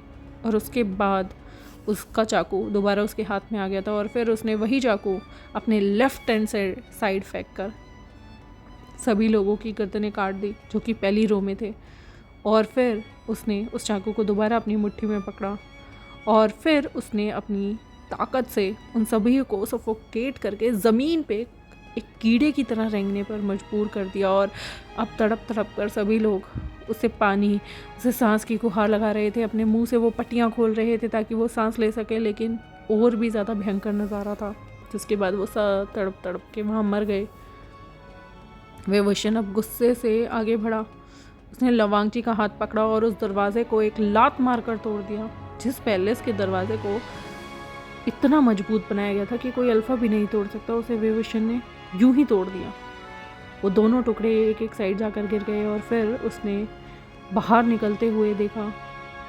वो गुस्से में लवांगची को लेकर जा रहा था क्योंकि लवांगची उसका अल्फा है, और उसका हाथ पकड़ पकड़ के वो उस पूरी सेना के पास गया और फिर से उन सभी लोगों को अपनी शक्ति से उसने फिर से घुटनों पर बैठने में मजबूर कर दिया। उसने पहले राउंड में उसी हथियार को दोबारा से चलाया और आने वाली आगे की 2-3 राउंड 2-3 लोगों के गले तो यूं ही कट गए थे।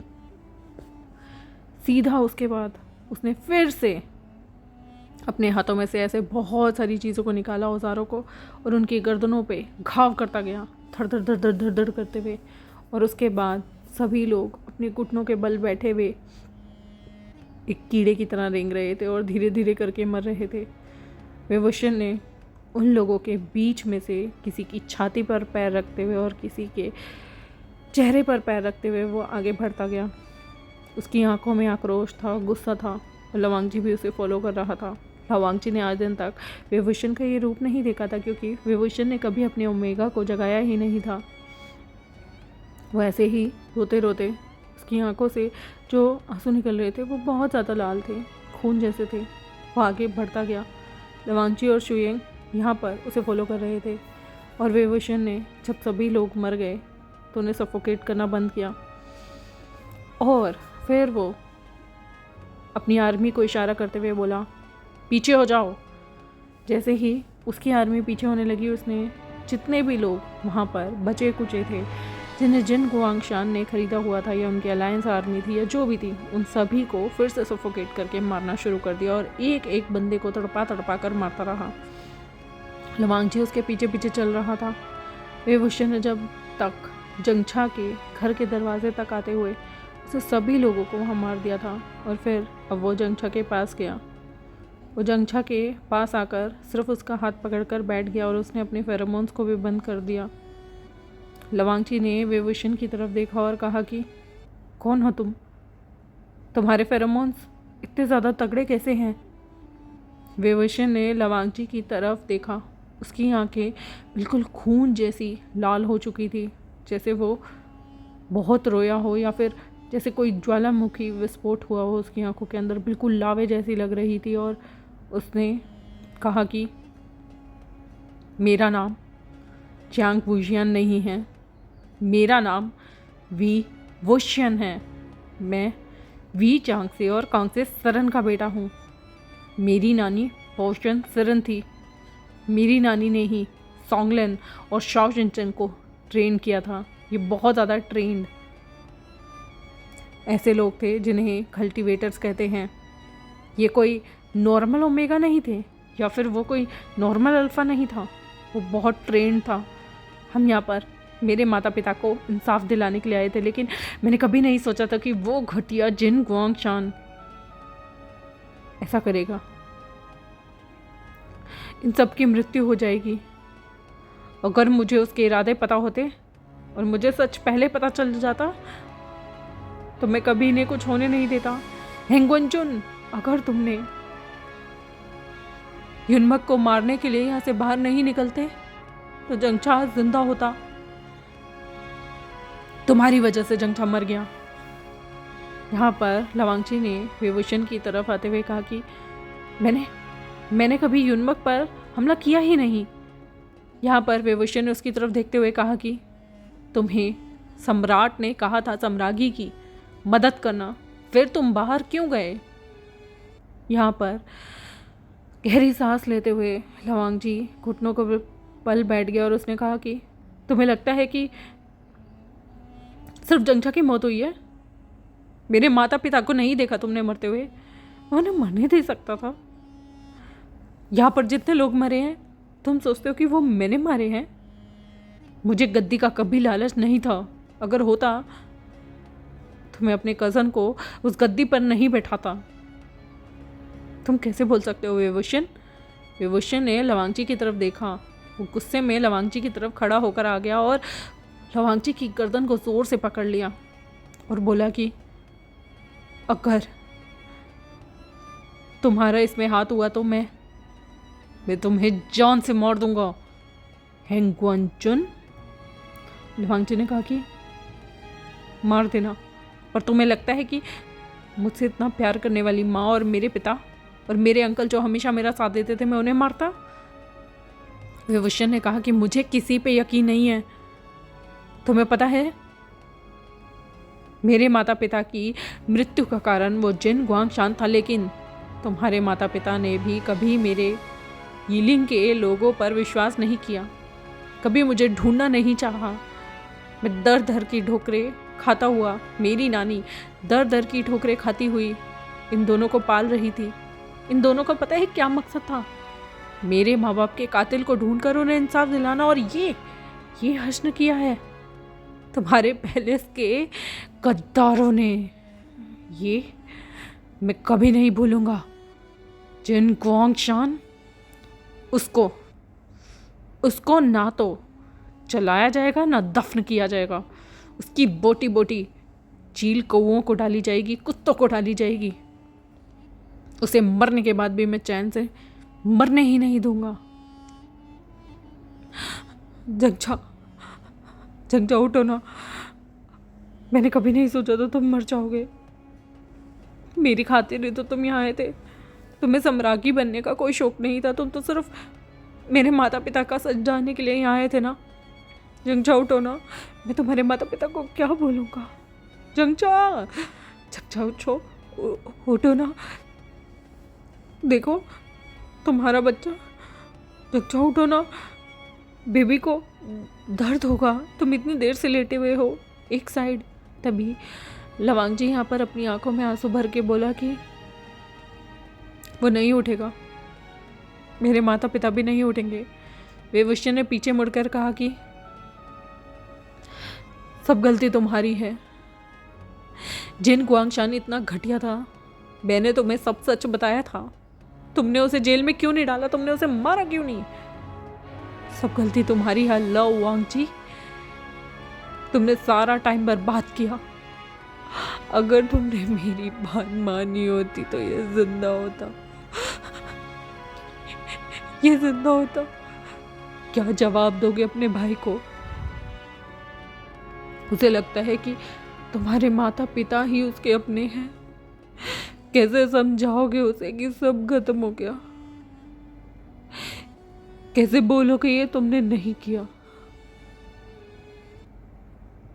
क्या बचा है इन दीवारों में? क्या मिला तुम्हें पृथ्वी के 50% की जगह हासिल करके? तुम तो अपने परिवार को नहीं बचा सके लवांगजी। तुम्हें पता है मैं तुम्हें बहुत पसंद करने लगा था, पर अब मुझे नफरत है तुमसे। मैंने तुम्हें सच बताया था। शाओ शिनचेंग, ये जो मरा है ना, ये इंसान, इसने तुम्हें सच बताया था लवांगजी। तुमने कुछ क्यों नहीं किया? हाँ, सब जिंदा होते। देखो, तुमने एक सच बोलने में इतनी देर लगा दी कि लाशों के ढेर हैं यहाँ। तुम्हें फर्क क्यों पड़ेगा? तुम तो फिर से गद्दी पर बैठ जाओगे, तुम्हारा भाई और कॉन्क्यूबाइन आ जाएंगे तुम्हारे। पर इन लोगों के घर उजड़ गए हैं। ये तो यहाँ इंसाफ पाने आए थे ना। बहुत अच्छा इंसाफ है, बहुत अच्छा। यहाँ पर जंगछा के हाथों को पकड़कर विभूषण रोए जा रहा था। लवांगजी वहाँ से खड़ा होता है और सीधा वहाँ से अब जाकर पैलेस में शुएंग को कहता है कि सभी लाशों को एकत्रित करो। इन लोगों को शहीद मानकर अच्छे से श्रद्धांजलि दी जाएगी। और फिर वो शुएंग को कहता है कि शाओ शिनचेंग को जाओ, ये अंतिम समय है, फिर तुम्हें मौका नहीं मिलेगा। तुम जिस ओमेगा को पसंद करते हो उसे आखिरी बार मिल लो। यूँ बोल कर वो वहाँ से गया और अपने माता पिता को देखने लगा, जहाँ उनकी उसी जगह लाश पड़ी हुई थी जहाँ पर जिन गुआंगशान मरा था। उसने अपने माता को कपड़ों से ढका, अपने क्लॉक को उतार के, अपने फर्स्ट रोब को उतार के। उसकी आंखें आंसू से भरी हुई थी। उसने पूरी ज़िंदगी फतेह की, लेकिन वो हारा भी तो कहाँ, अपने ही पैलेस के अंदर। कितनी शर्मनाक बात थी। यहाँ पर पूरे के पूरे गूसू में ऐलान हो गया था कि सम्राट के घर में, पैलेस में एक हमला हुआ है और हमलावरों ने सम्राट के माता पिता, चाचा, सम्राज्ञी, सम्राट के होने वाले बच्चे तक को मार दिया है। ये खबर अब गूसू से बाहर जाने लगी थी। शिचन जो इस तरफ आ रहा था, उस तक जैसे ही ये खबर आई, उसने अपनी आने की शक्ति को तेज कर दिया। उसने अपनी दिन रात बिना रेस्ट किए सीधा वो भाग कर गूसू आ रहा था। यहाँ पर लवांगची ने सबकी, जितने लोग बच गए थे, जो गरीब थे, उनको बरियल दिया था, और जो उसकी फैमिली के मेंबर थे उन्हें गूसू की जनता के सामने अग्नि दी थी। यहाँ पर एक चिता जली थी, उसके माता की, पिता की, चाचा की और जंगछा की। उसकी आंखों में आंसू थे जब वो उन सब की लाश को अग्नि दे रहा था।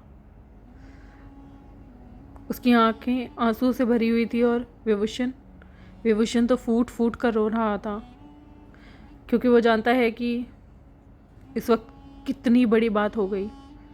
और उन सबकी लाशों को जलाने से पहले 3 दिन तक उन सबकी लाशों को एक जगह रखा गया था, जहाँ पे हजारों लोग उनके अंतिम दर्शन करने आए थे। फिर उनकी लाशों का एक जुलूस निकाल कर लोगों को अंतिम दर्शन करने का मौका दिया, और फिर अब फाइनली उनकी लाशों को जलाया जा रहा था। तो विभूषण तो रो रो कर बिल्कुल खाली हो चुका था। और अब तो एक न्यूज़ तो उसने यहाँ से सीधा युनमक भी भेज दी थी, जहाँ पर वो न्यूज़ काफ़ी दिन बाद पहुँची। और जब सबको पता चला कि प्रेग्नेंट जंगछा की मृत्यु हो गई है और हमलावर कोई और नहीं बल्कि जिशुन का पिता जिन गुआंगशान था, तो रो रो कर हल्ला मच गया था। नी परिवार का नी मिंगजू लैन शिचन के साथ गया हुआ था, इसलिए जब वो लौट रहा था उसे आभास हो गया था कि कुछ तो गड़बड़ हुई है, लेकिन उसे डर लग रहा था कि न्यू हेसिंग के साथ कुछ ना हो। न्यू हेसिंग भी बार बार सबसे सोंगलेन के बारे में पूछ रहा था। उसे पता ही नहीं था कि सोंगलेन मर चुका है, लेकिन मरने वालों की सूची जब पब्लिकली जाहिर की गई, सारा डेटा निकाला गया, तो वो जब देखता है कि उन मरने वालों की लिस्ट में सोंगलेन का नाम है, तो वो एकदम से घुटनों के बल बैठ कर गिर गया। वो ज़ोर ज़ोर से रोते हुए, चिल्ला कर अपनी छाती पीटते हुए रोने लगा, क्योंकि वो सोंगलेन से शादी करना चाहता था। पर अफसोस किस्मत ने उसकी शादी होने नहीं दी। वो बहुत ज़्यादा फूट फूट कर रो रहा था। और यहीं पे शाही श्रद्धांजलि देने के बाद शुयेंग वहाँ से जाकर शाओ शिनचेंग को श्रद्धांजलि दे रहा था।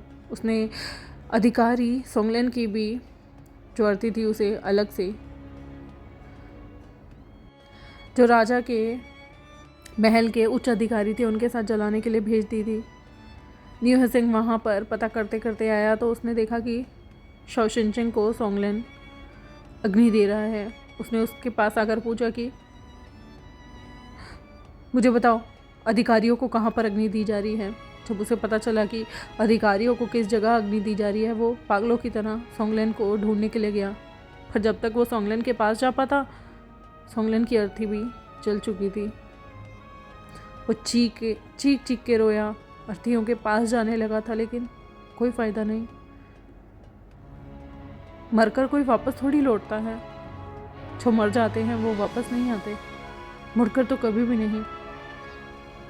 वो चीखे मार के रो रहा था। उसकी हालत बहुत ख़राब हो चुकी थी। और शुयेंग तो शाओ शिनचेंग के चेहरे को आखिरी वक्त पे सिर्फ सहला कर ही पीछे हटा था। वो उन हाथों को अपने शरीर से लगाकर बहुत रोया। उसे वो किस याद आई जो शाओशन चेंग ने उसे की थी और कहा था कि तुम भी बदल जाओगे। वो उसकी चिता के सामने खड़ा होकर बोला कि मैं नहीं बदला, पर तुमने मेरा इंतज़ार क्यों नहीं किया शाओशन चेंग? प्लीज़ खड़े हो जाओ। क्या ये अग्नि तुम्हें जला नहीं रही? खड़े हो जाओ ना। मैंने तुम्हारे अलावा किसी ओमेगा को कभी नहीं चाहा। मैं किसी के करीब भी नहीं गया। मैंने कभी किसी को नहीं छुआ। तुम अगर खड़े हो जाओगे ना, मैं प्रॉमिस करता हूँ कि हैंगवन जुन से हमारी शादी की बात करूँगा। हम यहाँ से पहले से दूर चलेंगे। ये अच्छी जगह नहीं है, ये गंदी जगह है। हम कहीं दूर चलेंगे। प्लीज़ खड़े हो जाओ। I promise. हाँ, हैंगवन जुन हमें मना नहीं करेंगे अगर तुम खड़े होगे तो। एक बार खड़े हो जाओ ना। उस जिन ख्वांग शान को मैं अपने हाथों से ख़त्म कर देना चाहता हूँ। उस कमीने ने मेरे माँ बाप,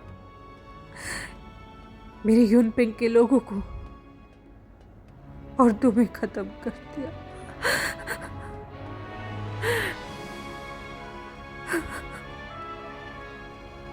हम शू परिवार के बाकी लोगों को लेकर यहाँ से चले जाएंगे।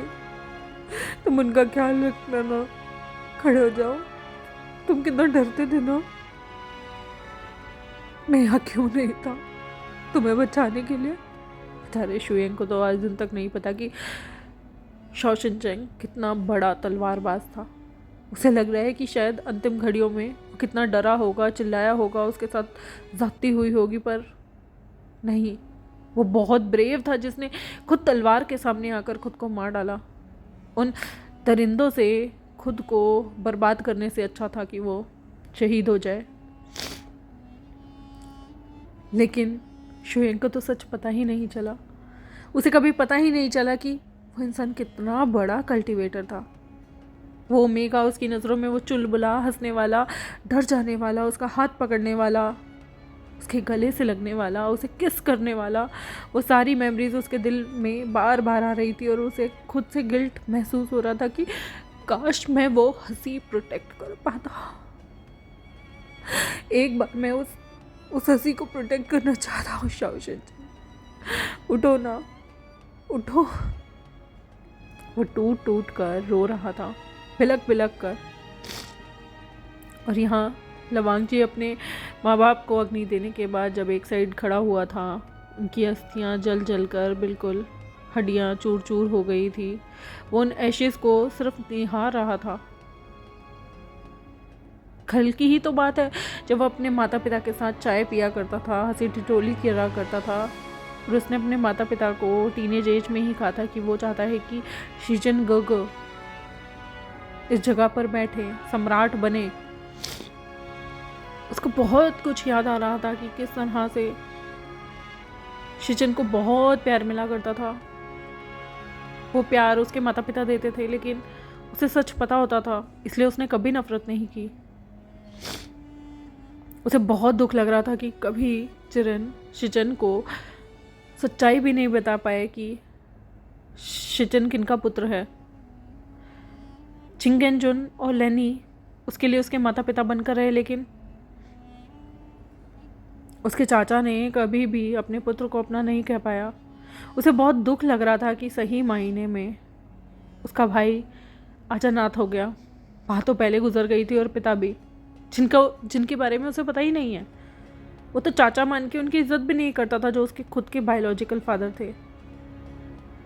लवांगजी बिल्कुल वहाँ खड़े खड़े पीछे हटकर घुटनों के बल बैठा और झुककर लास्ट बार, अंतिम बार श्रद्धांजलि दे रहा था। और इन सब में सबसे बुरी बात ये थी कि वो अपने भाई के ओमेगा को भी, जिसको उसने वचन दिया था कि मैं बचाऊंगा, बहुत सिक्योरिटी लगाई थी, उसे भी नहीं बचा पाया।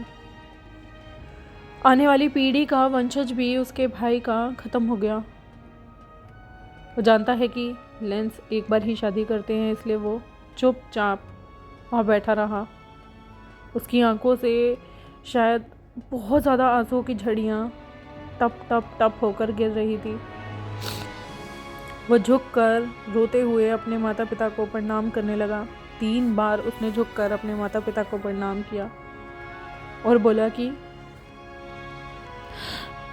मैं ब्रदर को कैसे समझाऊंगा, मैं उन्हें सच कैसे बताऊंगा और मैं क्या कहूँगा, मैं आप लोगों को नहीं बचा पाया।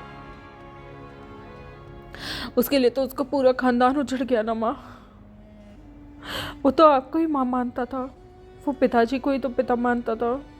उसने चाचा को कभी पिता माना ही नहीं, उसे पता ही नहीं। माँ उसको ओमेगा पे मर गया माँ। चाचा को ओमेगा जाने के बाद चाचा ने कभी किसी से शादी नहीं की। लेंस सिर्फ एक बार प्यार और शादी करते हैं माँ। मैं कैसे भाई को समझाऊंगा, मैं उनकी ओमेगा की रक्षा नहीं कर पाया माँ, मैं आप लोगों की रक्षा नहीं कर पाया। मुझे जनरल होने का कोई अधिकार नहीं। मुझे मेरे कर्मों की सजा मिल रही है, क्योंकि शायद इतने सारे युद्ध करने के बाद मैंने इतने लोगों को मारा कि आज अपने लोगों को मरते हुए देखकर मुझे सहा नहीं जा रही दर्द माँ। माँ कैसे मैं उस प्रजा को समझाऊं, जबकि मैं खुद यतीम हो गया हूँ, अनाथ हो गया हूँ। मैं कैसे हमारी प्रजा को समझाऊं, उनको सुरक्षित रखने का आश्वासन दूं, जब मैं अपने ही घर को नहीं बचा पाया, मैं अपने आशिया को नहीं बचा पाया। जिन गुआंग शान का सच मुझे बताया था, काश मैं भाई को पहले ही आगाह कर देता, काश मैं भाई को इस मिशन पे भेजता ही नहीं। मुझे नहीं पता था कि इतनी जल्दी ये जिन गुआंग शान हमारे परिवार को आग लगा देगा। जिन गुआंग शान के परिवार को अब देश निकाला देना होगा। मुझे कोई फर्क नहीं पड़ता कि वो पुरानी सम्राज्ञी का बहनोई हो। मुझे उसके पुत्र को दोबारा घूसू की ज़मीन पर कभी कदम ना रखने का फैसला सुनाना होगा।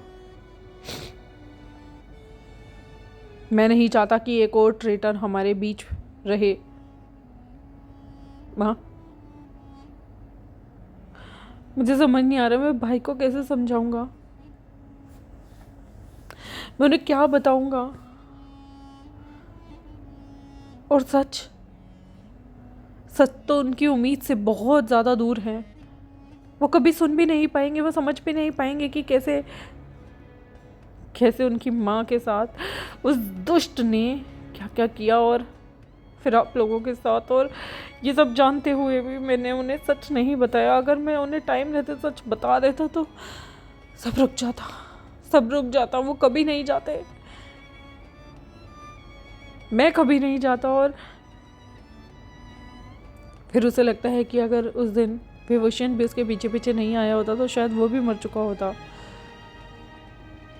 वो अपने दूर से ही विभूषण को देख रहा था, जो आंखों में आंसू लिए सिर्फ घुटनों के बल चुपचाप बैठा हुआ था, कुछ भी नहीं बोल रहा था।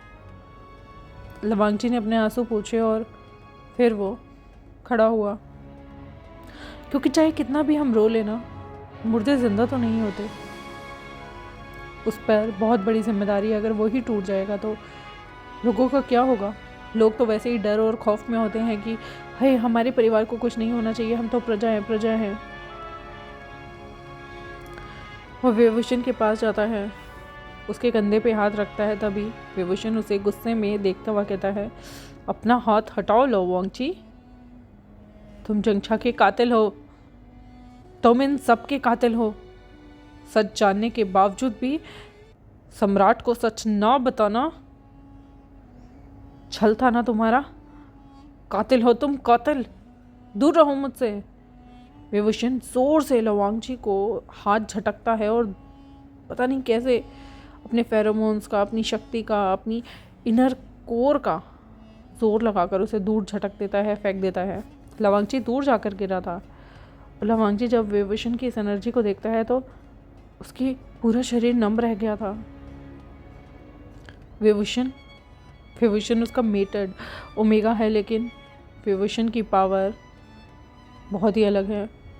विभूषण अब भी चुपचाप जैसे कुछ हुआ ही नहीं, सिर्फ जंचा के उन एशेस को देख रहा था, उन राख को देख रहा था और खुद से सोच रहा था कि किस तरह से मुंह दिखाएगा शीजे को, वो किस तरह से मैडम यू और जंग फेमिया को समझाएगा कि वो तो यहाँ पर सिर्फ अपने माता पिता के कातिल को ढूंढने आया था ना, और उसी कातिल ने जंचा को मार दिया।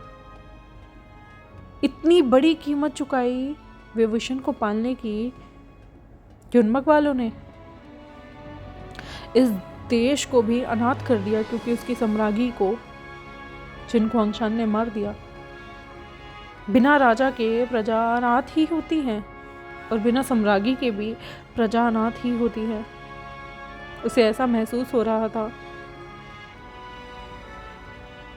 फिर वो खड़ा हुआ और वहाँ से जाने लगा। लवांगची भी उठा और लवांगची भी वहाँ से विभूषण को पीछे पीछे हल्का हल्का फॉलो कर रहा था। विभूषण सीधा गया। उस कोर्टयार्ड में अभी भी कहीं जगह खूनों की छिड़कें थी। उसने सबसे पहले तो पानी लेकर उस कोर्टयार्ड को साफ़ किया, जंचा के रूम को साफ़ किया, एक एक चीज़ को एक एक जगह लगाया। सब जगह ब्लड के निशान थे। विभूषण पागलों की तरह उस जगह को साफ़ करने पे तुला हुआ था, जैसे वो चमका के रखना चाहता हो हर याद को। उसने जंचा के ड्रेस को बिल्कुल अच्छे से कोयलों से आयरन करके लगाया। उसके बाद उसकी ज्वेलरी को लगाया और घंटों तक उन सभी के सामने बैठा रहा। फिर वो कुछ खत भी लिखने लगा जैसे कि जंचा लिखा करता था, और खाना बनाकर उसने जंचा के लिए खाना बनाकर भी लाया।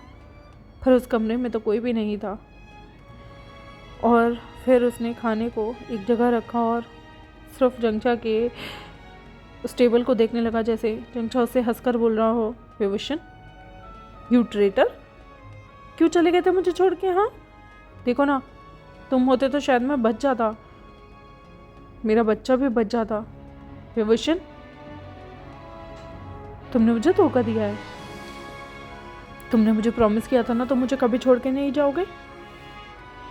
तुम्हारे प्रॉमिस का क्या हुआ? हाँ। और उसे ऐसा लग रहा था जैसे दरवाजे से चल के शाओ शिनचेंग आ रहा हो और कह रहा हो, तुमने मुझे भी दगा की। हाँ, मैंने तुम्हें तुम्हारे माता पिता का सच बताया और उसके बाद तुम्हें मेरे साथ रहना चाहिए था। मैं तुम्हारे एल्डर्स में से काउंट होता हूँ। विभूषण तुमने धोखा दिया। हम सब यहाँ पर अकेले लड़ रहे थे और तुम यहाँ से भाग गए।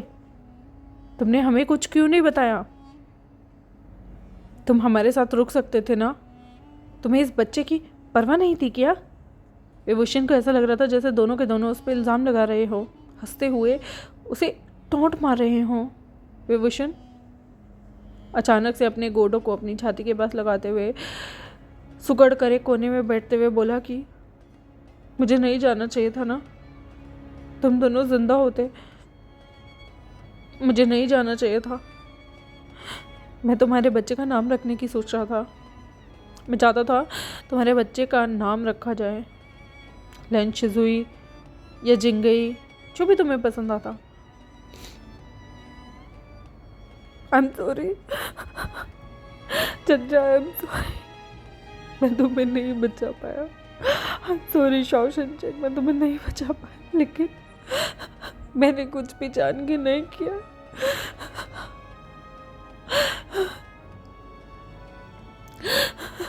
रानी माँ सब मर गए। मैं सम्राट को कैसे बोलूँगा? मैं तुम्हारे माता पिता को कैसे बोलूँगा? जंचा मैं जीजी को कैसे बोलूँगा? काश मैं तुम्हारे साथ मर जाता जंचा, ये तुम्हें कुछ होने नहीं देता। मुझ में तुम्हारे माता पिता को फेस करने की हिम्मत नहीं है। जंचा बताओ ना, मैं क्या करूं? ऐसा लग रहा था जैसे जंचा और शाओ शिनचेंग उसके सामने बैठकर हंस रहे हो। वो पागलों की तरह रोता रहता है और उस कमरे का दरवाज़ा खोलकर वहाँ पर लवांगची आता है और कहता है, किससे बातें कर रहे हो तुम? विभूषण अपनी आंसू भरी निगाहों से उसे देखकर कहता है कि मैं जंगजा के माँ बाप को क्या बोलूँगा? हेंगवनजुन बोलो ना, मैं कैसे वापस जाऊँगा? मुझे भी मार दो ना, मुझे मारो, मुझे मारो, मुझे मारो, मुझे मार दो। वो टूट टूट कर बिखर बिखर कर लवांग जी के फ्रंट के रोप्स को पकड़कर जोर जोर से रोने लग गया। लवांग जी का भी आंखों से आंसू निकल गए। लवांग जी ने भी विभूषण को अपने आलिंगन में लिया, उसे हक करते हुए बोला कि मैं भी भैया से कैसे कहूँगा, मैं सम्राट को कैसे बताऊंगा कि मैं सम्राटी को नहीं बचा पाया। विभूषण, मैं माता पिता को भी नहीं बचा पाया। मैं हार गया। मुझे सेनापति बनने का कोई शौक नहीं, ये हेंगवनजुन का टाइटल भी मुझे नहीं चाहिए। काश मैं सब कुछ रिवर्स कर सकता।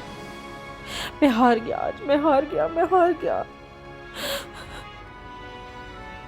उस कमीने ने जिस तरह से ब्रदर की माँ का इंसल्ट की थी, उनके साथ जो किया, उसने मेरी माँ और शुएंग के ओमेगा के साथ भी कुछ करने की कोशिश की होगी। मैं सोचना भी नहीं चाहता हमें उन दोनों ओमेगा की लाशें कैसी मिली हैं। तुम्हें पता है मैं कितना डर गया ये सोच के कि अगर तुम मेरे पीछे नहीं आते तो शायद वो लोग तुम्हें भी मार देते और तुम मेरे फेटेड ओमेगा हो। विभूषण अभी भी गले लगकर रो रहा था और लवांग जी की ये बात सुनते ही वो एकदम से एक जगह स्टन रह गया। लवांग जी ने उसे और भी कस के गले लगाया, लेकिन विभूषण के हाथ अब एकदम फ्रीज हो गए थे। क्या? फेटेड ओमेगा? लवांग जी ने उसे अपने सीने से लगाते हुए कहा, मैं तुम्हें कभी नहीं खो सकता। तुम्हें पता है ना, लैन एक बार प्यार करते हैं, शादी करते हैं, मैं कुछ भी करके तुमसे हमेशा दूरी बनाता था, क्योंकि मुझे ऐसा लगता था कि ये लोग तुम्हें भी नुकसान पहुंचा सकते हैं। तुम्हें भी मैं इनके साथ खो देता तो मैं तो पागल हो जाता। विभूषण, सबने अपना लाइफ पार्टनर खो दिया, कम से कम मेरे पास तुम बच गए, लेकिन ब्रदर के पास तो कुछ भी नहीं है। मैं उन्हें कैसे समझाऊंगा? विभूषण बोलो ना। जैसे ही ये बात, विभूषण एकदम फ्रीज होकर बोला कि मैं तुम्हारा फेटेड ओमेगा। लवांग जी ने कहा, तभी तो हम दोनों के फेरोमोन्स जब गुस्से वाले, एग्रेशन वाले टकराए तो वहां पर तुमने तबाही ला दी थी। इसलिए मैं किसी ओमेगा के टच से इतनी दूर जाकर नहीं गिर सकता सिवाय अपने फेटेड ओमेगा के। मैं जानता हूँ मेरा ओमेगा इतना डिस्ट्रेस है और उसका इल्ज़ाम तुम मुझे दे रहे हो। तभी तुम्हारे दुखी होने पे तुम मुझे हर्ट करना चाहते हो, तुम जितना हर्ट करना चाहो कर सकते हो। तो मुझे मारना भी चाहो तो मैं तुम्हारी तलवार पर अपनी गर्दन रख दूंगा। मैं तुम्हारे आगे एक चीज़ बोलना चाहता हूँ। जिस दिन पहली बार मैंने तुम्हें देखा था, मैं तुमसे प्यार करने लगा था, क्योंकि मुझे पता था तुम मेरे फेटेड ओमेगा हो। मैं तुम्हारा चेहरा नहीं देखना चाहता था, मुझे डर लगता था कि मैं तुम्हारी तरफ खींचा चला जाऊंगा। वही हुआ, मैं तुम्हारी तरफ खींचा चला गया। मैं लोगों के सामने दिखावा करता था, तुम्हारे सामने भी, कि मुझे तुमसे कुछ भी नहीं लेना देना नहीं है, मुझे तुमसे प्यार नहीं है, पर हकीकत यही है कि मुझे तुमसे प्यार था। मैं रहना चाहता था तुम्हारे साथ, मैं वक्त बिताना चाहता था तुम्हारे साथ, पर मैं मजबूर था, क्योंकि मुझे पता था कि ये जिन गुआंगशान और इसके लोग कुछ ना कुछ करेंगे। मैंने कभी नहीं सोचा था ये कितने घटिया निकलेंगे। विभूषण ने लवांग जी के चेहरे को देखा और खींच के जोरदार थप्पड़ लगाते हुए कहा कि तुम जानते थे मैं तुम्हारा फेटेड ओमेगा हूँ, फिर भी तुम मुझे ऐसे ट्रीट करते थे। तुमने कितनी बार मेरा मुंह पकड़कर मुझे सफोकेट करने की कोशिश की, तुमने मुझे चूमा, तुम्हें पता था उस दिन तुम्हारे कमरों में मैं हूँ, फिर भी तुम मुझे वेंचिंग की वजह से इग्नोर करते थे। तुम जानते थे ना मैं तुम्हारा फेटेड ओमेगा हूँ। तुमने तब भी मेरी बात नहीं मानी, जंगचा को मरने दिया, अपने माँ बाप को मरने दिया। नफरत करता हूँ मैं तुमसे लो वांगची। कम से कम अपने फेटेड ओमेगा की बात तो मानते।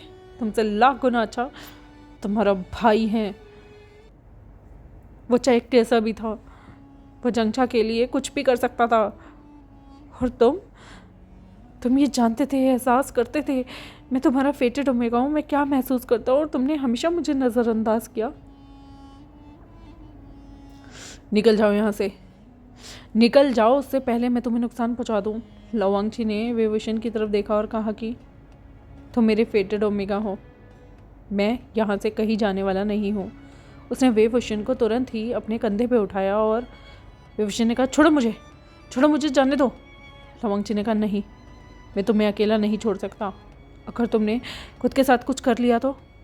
वेवोशन ने कहा फिर कहाँ लेके जाना चाहते हो मुझे? हाँ, अपने बेडरूम में। लो वांगची ने कहा हाँ बेडरूम में, पर चिंता मत करो, मैं तुम्हें छूऊंगा नहीं, हमारे बीच कुछ नहीं होगा, समझे तुम?